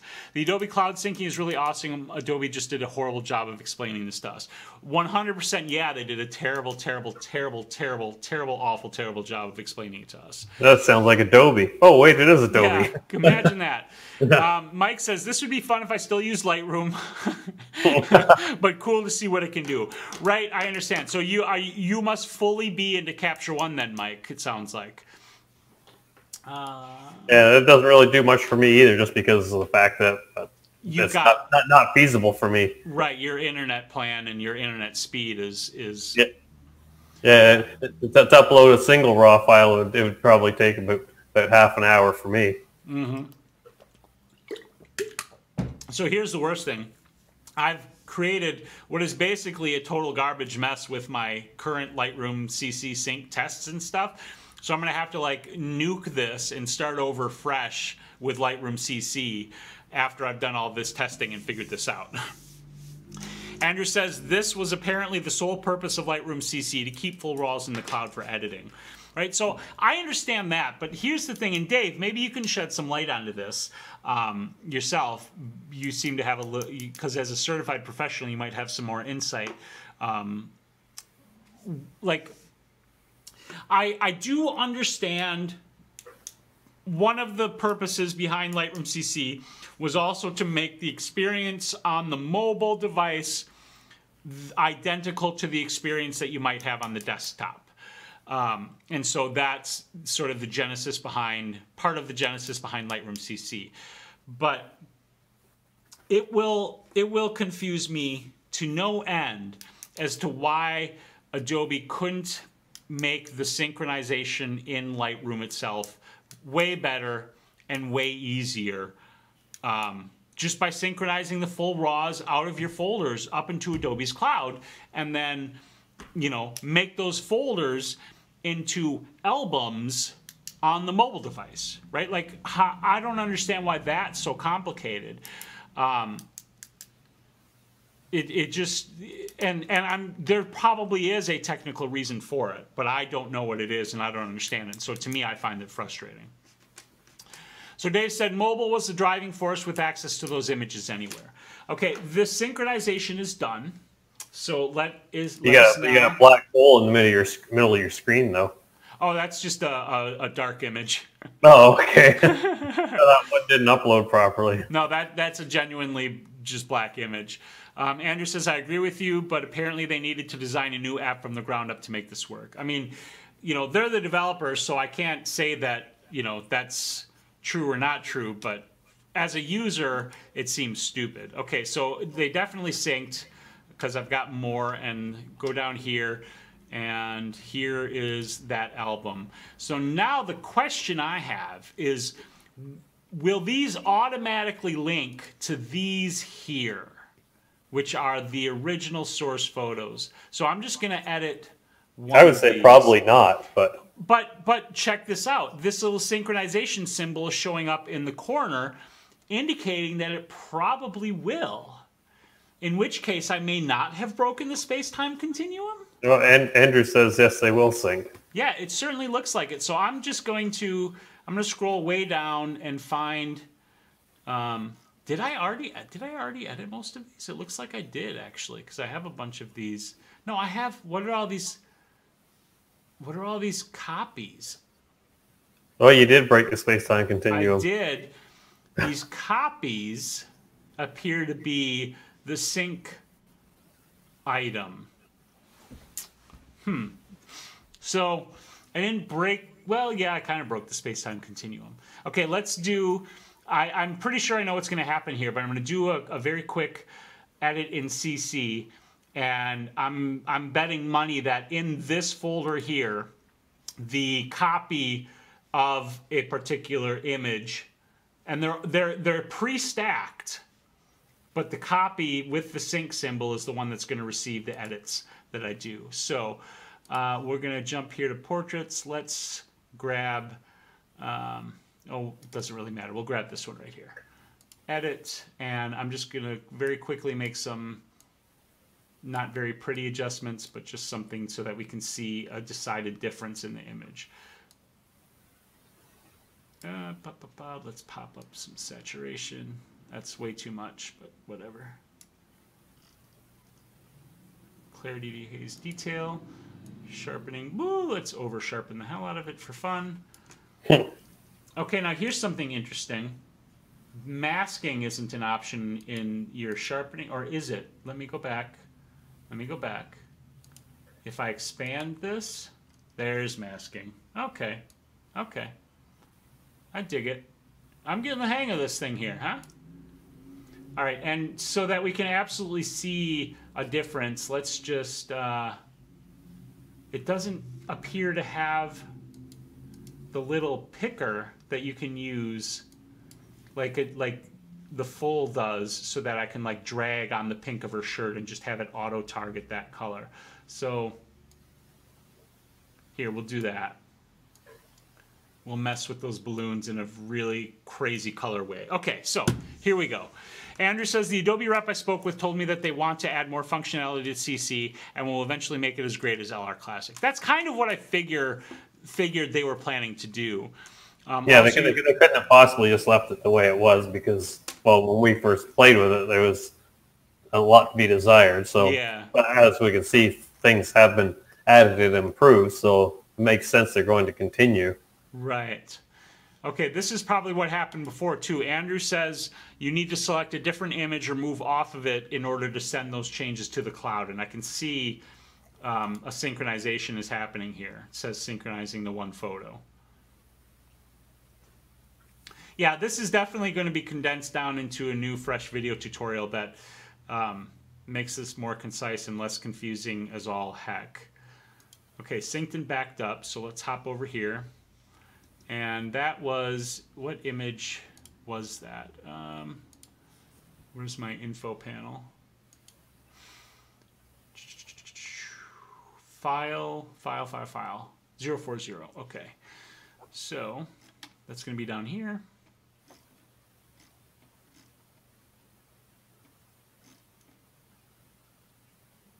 And 3940, copy. Copy has the changes. Here's the changes. Here's the actual original imported file. So that's interesting. It creates a copy of the image, a virtual copy, if I already have them imported.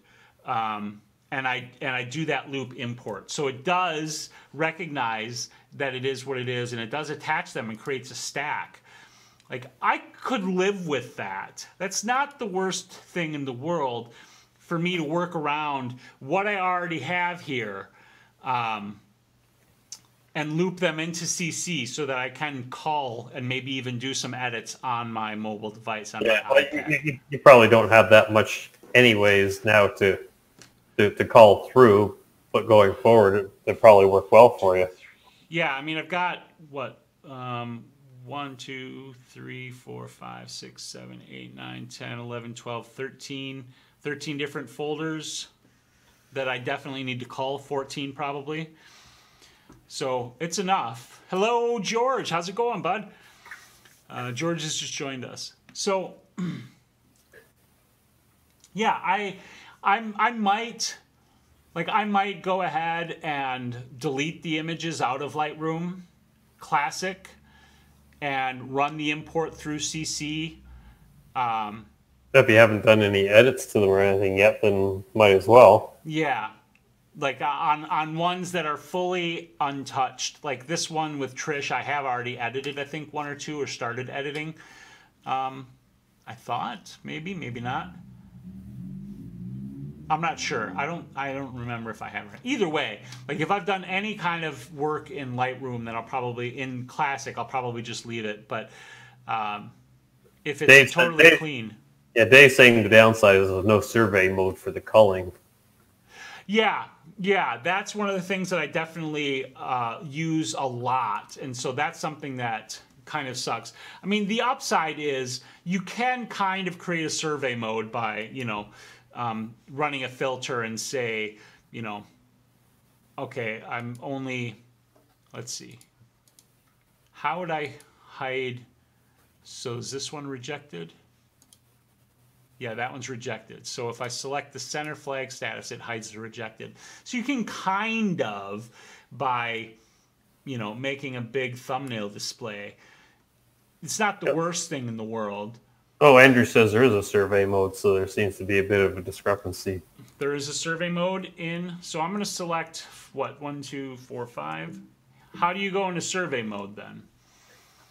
View. Yeah, how do you go into the survey mode, Andrew, if you don't mind sharing? Edit. Because under view, we've got all photos, my photos, edit, info, keywords, edit tools, edit panels, square grid, detail, film strip. Oh, he says never mind. He forgot what it was. Yeah, because I use survey a lot when I'm culling. And that was one of the very first things that I found missing in CC was the lack of a survey mode. And this is okay, but it's not great because you still have all of these other images around it. And you may want to focus on, like, say these 5 I've got selected here as an example. And you can't isolate them like you can. And if you're not familiar, I'll show you real quick here in Lightroom Classic. Like, let's say, I wanted to review these 6 images right here and just compare these 6. If you hit N on your keyboard or come down here if you have your toolbar exposed, I hate that little film strip that pops up. This right here, this icon down here at the bottom is for survey mode, or N, and it just brings those into sort of like a proofing view. And what I like to do is hit tab to hide my sidebars, so then I'm just looking at the images. And from within here, I can flag, reject an image. I can add a color label if I want. I can just kick it, like if I click this X here, it'll kick it out of this survey group. Because like this one's different, right? Like she's sitting differently compared to these other ones. So I'd say this I really don't want to evaluate with these. It just removes it from the group and then leaves me with these. I use this a lot when I'm getting down to a point where I have really called out all of the stuff that is obviously not good, and then I have 2 or 3 similar shots and I want to select like the one out of that group. Mark, I know you got your internet bottleneck there. Do you see yourself ever adding this into your workflow? I know the internet's a huge bottleneck for you. That's a humongous bottleneck for me. Yeah. Like the only way I could see it happening would be if that issue was ever resolved, and at this stage of the game, there's no sign of that happening. So nothing I'd really even think about considering at this stage in the game. Like the only way I'd be able to really get away with it is, like Andrew mentioned, would be uploading via your phone, but the 3 gig data doesn't last that long. Right. Yeah, right. And alternatively, I could do it from work, but if they wouldn't be too appreciative. They wouldn't be too keen on that, would they? Yeah, exactly. So if internet weren't a bottleneck, though, you think you'd probably give it a go? I'd probably try it at least anyways, because you don't know until you try it. Right. And the other thing I like here is the idea of the fact that that's also going to seamlessly go over to my MacBook, you know. And so if I have a set that I want to show up on my MacBook, it'll show up there. Because right now on my MacBook, I have Lightroom, but I do not have my catalog of photos over on Lightroom. I just use, and I'm talking about Classic here, by the way. I have Classic on there, and if I'm on the go, you know, like when Dave and I were in Wausau for After Dark, that how many days was that? Was that 3 days? 3-day conference education event. I had my laptop. I did some shooting. I did download some images into Lightroom Classic on my laptop. I did edits in Lightroom and Photoshop.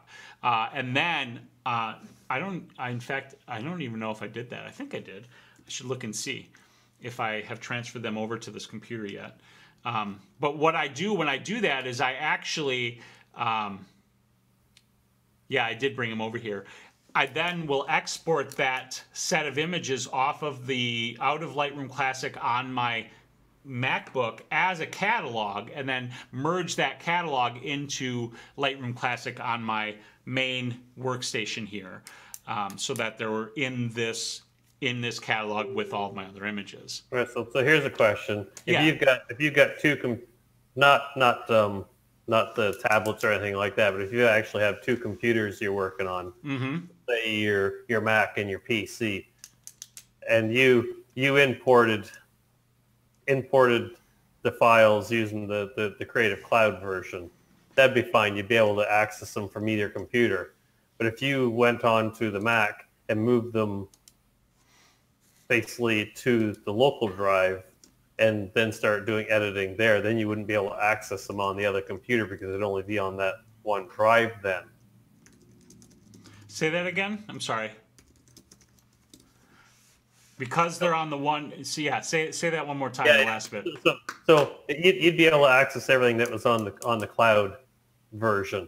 But if on your computer you move them from the cloud version to the local PC, or say the Mac, you move them locally onto the Mac, and then you decide you want to go onto another Mac or another computer, you'd only be able to access the cloud version. You wouldn't be able to access the ones that are on your PC that you may have already done some editing to. No, I think I would have full access, because based on what Andrew was saying, as long as you upload them through Lightroom CC, the full RAWs are up in the cloud, and I would be able to access those full RAWs on, say my MacBook. Even if here on my main workstation, I did move them into that, actual folder, because it maintains that synchronization and that RAW is already up in the cloud. Right. So essentially what I've done is I've created that local copy in a different folder, and Lightroom connects them. Oh, okay. Yeah, Andrew's confirming the same thing. Right. Okay, so Dave Dopel sent me this link that details his Lightroom workflow, and he says in the chat here, he said, I have a series of keystrokes to maneuver through and add images. It makes culling super efficient. So I'm going to drop that link here in the chat for anybody who is interested in this workflow that Dave uses in learning how it works, because I'm curious. This is in the CC version. He's doing it? I'm not sure. Dave, in order to get it, okay, yeah, we need to click the get the guide buttons. I'm just going to get the guide right now. Joining your mailing list, Dave. Okay, Dave's saying Classic CC. Classic CC, okay. Yeah, what I do, I've detailed this before in my, okay, I see it here. Yeah, I'm not going to look at this right now because I don't want to be looking at this. But everybody, you guys can check this out and see how the keyboard's setup that Dave has works. I know my process is currently in Classic.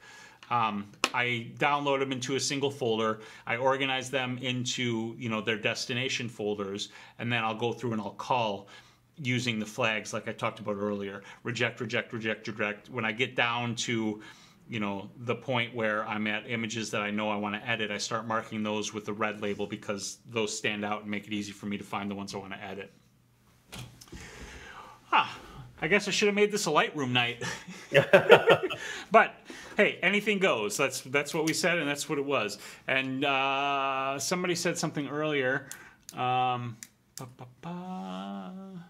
can't find it now. Oh, Leroy was saying that I was having fun, and that counts for a lot. This is true. When we're talking about the topic. Okay. Oh, yeah. So, Mark, you said you got a photo shoot coming up. Tell us what you're planning on doing with that. Oh, I still have to.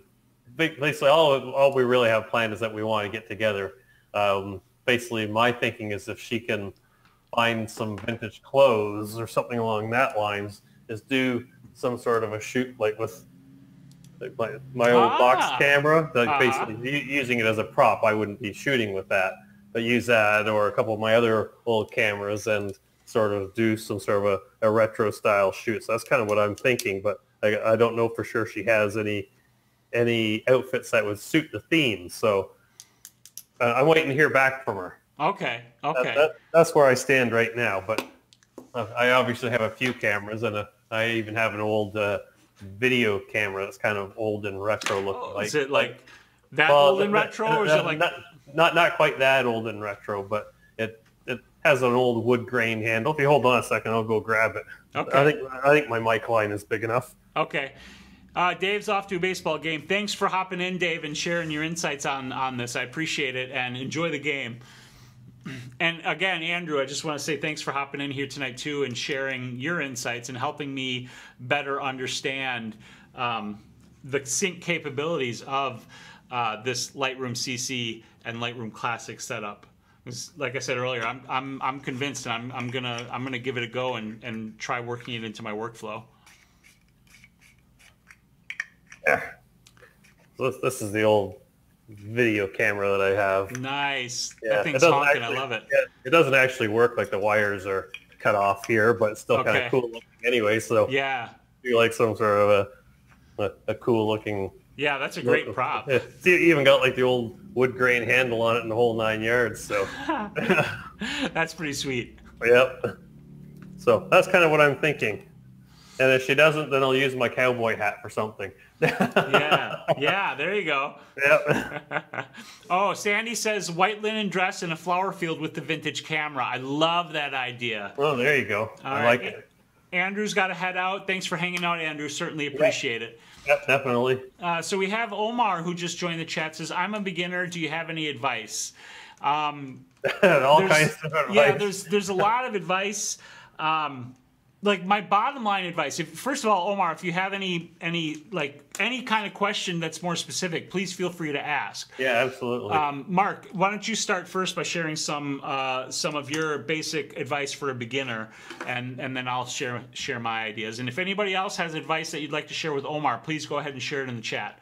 Let's help him out. I think for starters, if you're literally just starting out and don't really have that much of a clue, my main advice is just to learn your camera, learn what all the different dials do, how they affect everything.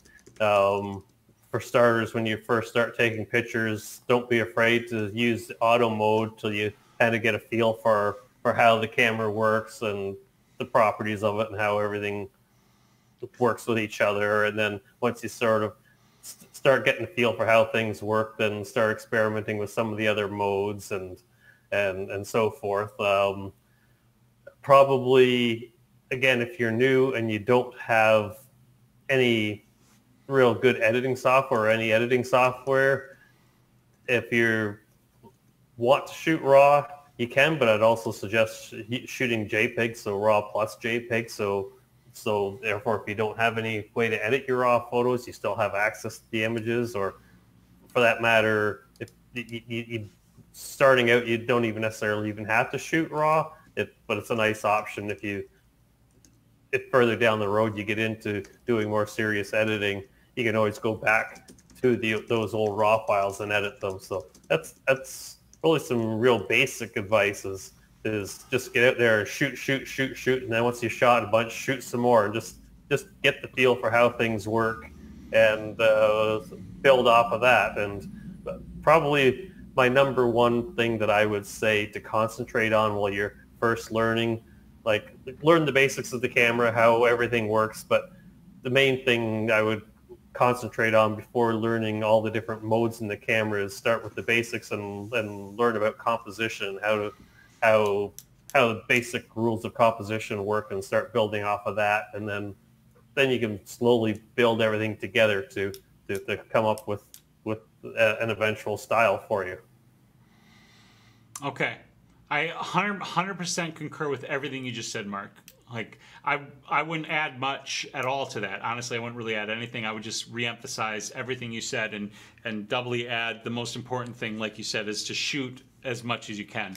Now, Omar did just clarify, I understand how to use a camera, but I don't know or understand lighting that much. And I do have a clarification for question again, Omar. Like, when you say you understand how to use your camera, like, how well do you understand manual mode and ISO aperture and shutter speed and those functions and how they work and what they do to your photos? Because like that's the heart of photography, and if you have like a very good, clear understanding of those, that's great.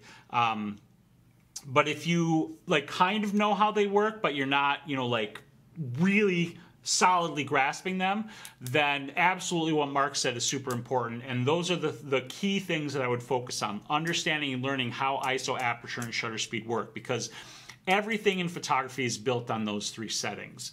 All of the other settings on your camera are extra, and a lot of those extra settings are great and are absolutely worth learning, but everything starts with ISO, aperture, and shutter speed. Yeah, absolutely. Like I learned on a camera similar to this, where basically that was the only settings you had, was your aperture, your shutter speed, and your film, which was a set app or a set ISO. You can't even change it until the roll of film is done. So those are the basics, and like Spyros said, all the extras in the camera are extra bonuses, so to speak. Yeah.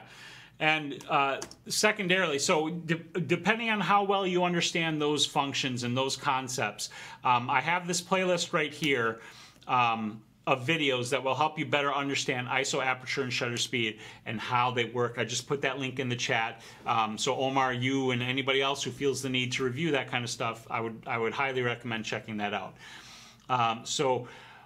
Yeah, he mentions lighting, and just to sort of add to that, if you don't really have the aperture ISO, and shutter speed down pat, then learning lighting, especially like off-camera lighting, will be a little bit more difficult, because they do still all tie together. Yes, 100% agree with that. Real quick, I want to jump over and answer or add. Actually, just build on that. And Mike, then we'll get to your question in just a moment here. So for lighting, RJ says, if you know the basics, like we both just said, buy one speed light, one stand, one bracket, and a set of triggers and an umbrella. Shoot with that until you know it. And I would 100% concur with that. If you want to understand lighting, having one light kit, just like he just described, is exactly what you should do. And I'm going to drop another link into the chat, which is my Getting Started with Flash link, which will help you pick the gear depending upon your budget, and also learn how to get started using that gear so you can start working with lighting and understanding lighting.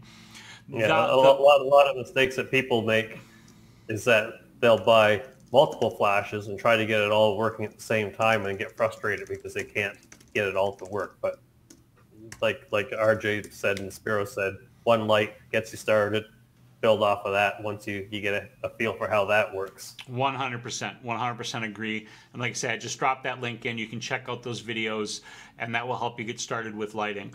Now, if you don't have the funds to buy a flash and that stuff, first of all, you can buy a one light kit. You can get a kit for under $100. So it doesn't have to be super expensive, but I know even, $80 or so can be cost prohibitive to people. So if you don't have the funds to buy a flash kit to start working with lighting, that's fine. Grab any kind of light you can control, a flashlight or something, and just experiment with that, taking photos of small subjects.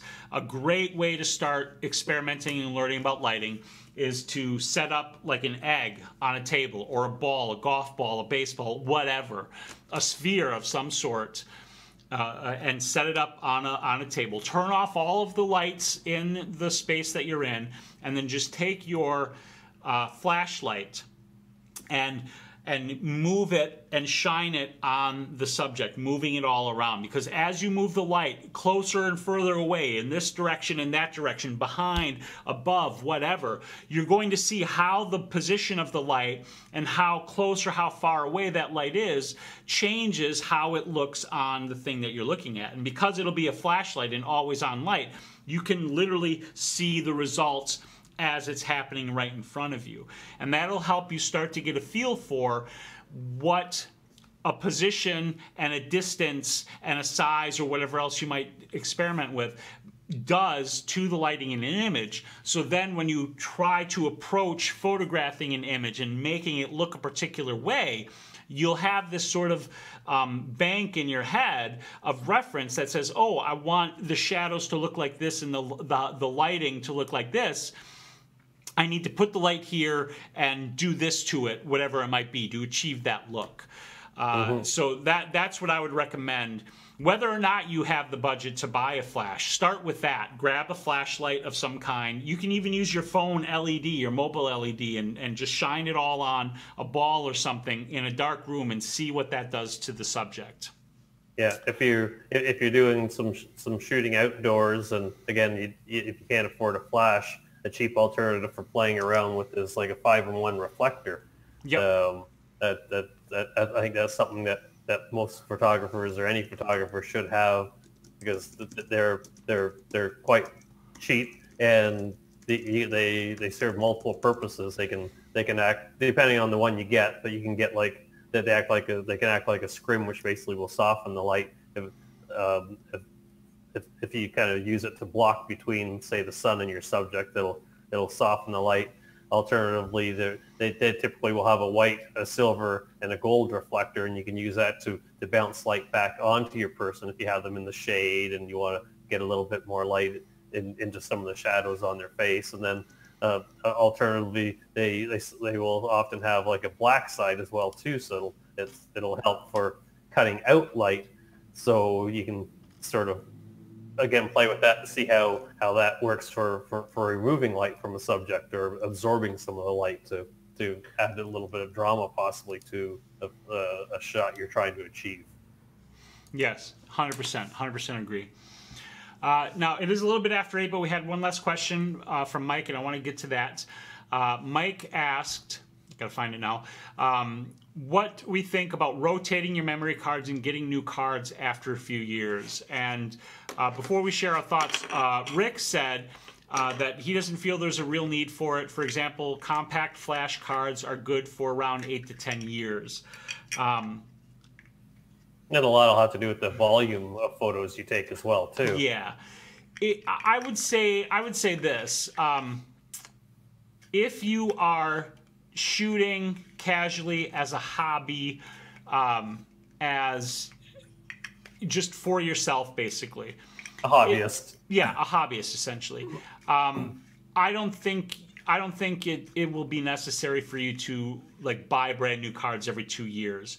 Memory cards do fail. That is a risk, and it's a good question to ask.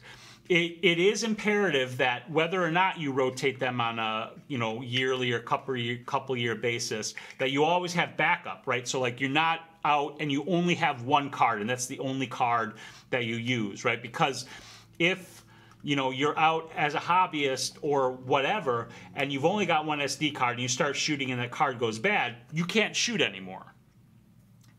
If you have a backup card, you can plug that card in, you can resume shooting, you'll be fine. If you are, shooting professionally where you're doing hired work and your camera uses SD cards, or compact flash cards or any cards, I would say, I personally would say yes, it's a good idea. But I would look into the length of the longevity of the card. And I believe, like, all around, compact flash cards are hardier, and Sandy just said faster, and generally actually better than SD cards. SD cards are far more ubiquitous because they're smaller, they are cheaper, and in my experience, they are also more prone to failure. And so that would be my recommendation. Faster than the CF cards. What's that? The XQD cards are even faster than the CF cards, too. Yeah, that's true. That's a new card format. So yeah, I would say, bottom line, if you're doing professional work, especially if you're using SD cards, I would recommend, like, once a year or once every 2 years, you retire your your memory cards and you buy a new set. Because you're doing paid work and because you don't want to take a chance with a critical failure that loses critical photos that you would need to deliver. What do you think, Mark? Yeah, you keep your eye open. Those cards are on sale quite regularly. So if you don't need them, but you see them on sale, it doesn't hurt to grab them. But basically, I'm of the same thoughts. If you're just a casual shooter, just doing it for fun or whatever, I probably wouldn't worry about it unless you start to see some weird things going on. And basically, if you start seeing issues, I wouldn't even hesitate. I wouldn't even keep the card that's having issues as a spare. I would just throw it out, get rid of it completely, and buy a couple of new cards. Yeah. I know some people who shoot professionally, and they literally use a card for a shoot and store the card, and that's it. And then for the next shoot, they buy brand new cards. So it's everyone does it differently. But if you don't shoot with that method, then it definitely doesn't hurt to replace them every couple of years, because, like I said, they can be cheap enough. And just as long as I would recommend that if you do buy new cards, I wouldn't, if you can help it, I wouldn't use the new cards right out of the box on a big shoot until maybe you've used them once for just some casual stuff, just to make sure there's no issues with the cards, unless of course your camera has dual card slots and you can create a backup just in case. Right. Because even new cards can fail. Right. Yeah, I agree with that. And especially the point you made about, like, at the sign of failure, get rid of the card, right? Because you don't want to take a risk. And some people, might think, well, I paid whatever, 30, 50, maybe even 60 or more dollars for this card, depending upon the card, and you feel you don't want to throw that money away. And I get that, but ask yourself this: is it worth another 30 or 60 or 80 to take that risk and possibly lose images because that card goes corrupt on you because it is a bad card? I've had that happen, and I do not hesitate to dump a card and get a fresh one and retire a card completely because it's going flaky on me. Yeah. Like, if you could have a card go bad. Like, I've seen people say that they're having issues with a card, and somebody says, "Oh, just format it in the camera or in the computer, and it should be fine." It's like, I wouldn't even do that. If you're starting to have issues, just get rid of it. And Leroy's asking, what are the signs of failure? And it's hard to say. There can be different signs. Sort of the most common one that I see is somebody posts a picture and it has, like, just weird lines that maybe go through the picture, or like 3/4 of the picture looks fine and the bottom part looks like a rainbow and stuff like that. That's usually a pretty good sign because the data hasn't written to the card properly. But sometimes it just, in general, the camera, you'll put the card in, the camera might even tell you there's a card issue. So there's not really any definitive sign. It's just sort of, if something strange seems to be going on, where you're getting the odd image that looks corrupted when you import it and what have you, then that's probably a pretty good sign that there's an issue. Mm-hmm. Yeah. So we're going to wrap this up pretty quick, but I do want to say, first of all, Omar said thank you for the advice, and it's no problem. Questions are always welcome, and we're happy to help and answer them. Same, for Mark and anybody else. So thank you for being here and hanging out. Rick had a couple other comments. First, he says, "I own 22 compact flash." Yes, I have a problem. He says, which is funny, but there's also a good reason for that. Yeah, he says, I rotate them out so that the read and write operations to them are not going to be as high as, say, just owning 4 cards that are in much higher rotation. So having a good group of cards that you rotate through on the regular is also a good way to spread out the wear on a card like that. And then said that his cameras have only have 1 slot, so it's compact flash only.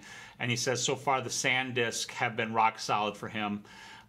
That's what I primarily use as well too. Yeah, I use Lexar, but Lexar is dead now and has been revived as something else. So I don't know about Lexar in the future, but yeah, I think a Chinese company bought them out. I think. I believe you're correct. If they maintain the quality, I'll continue to use them because I've been happy with the Lexars that I have. Yeah, same here. One last quick tidbit before we wrap this up. When buying memory cards, if buying from Amazon, be very careful because there are counterfeits and they're kind of rampant.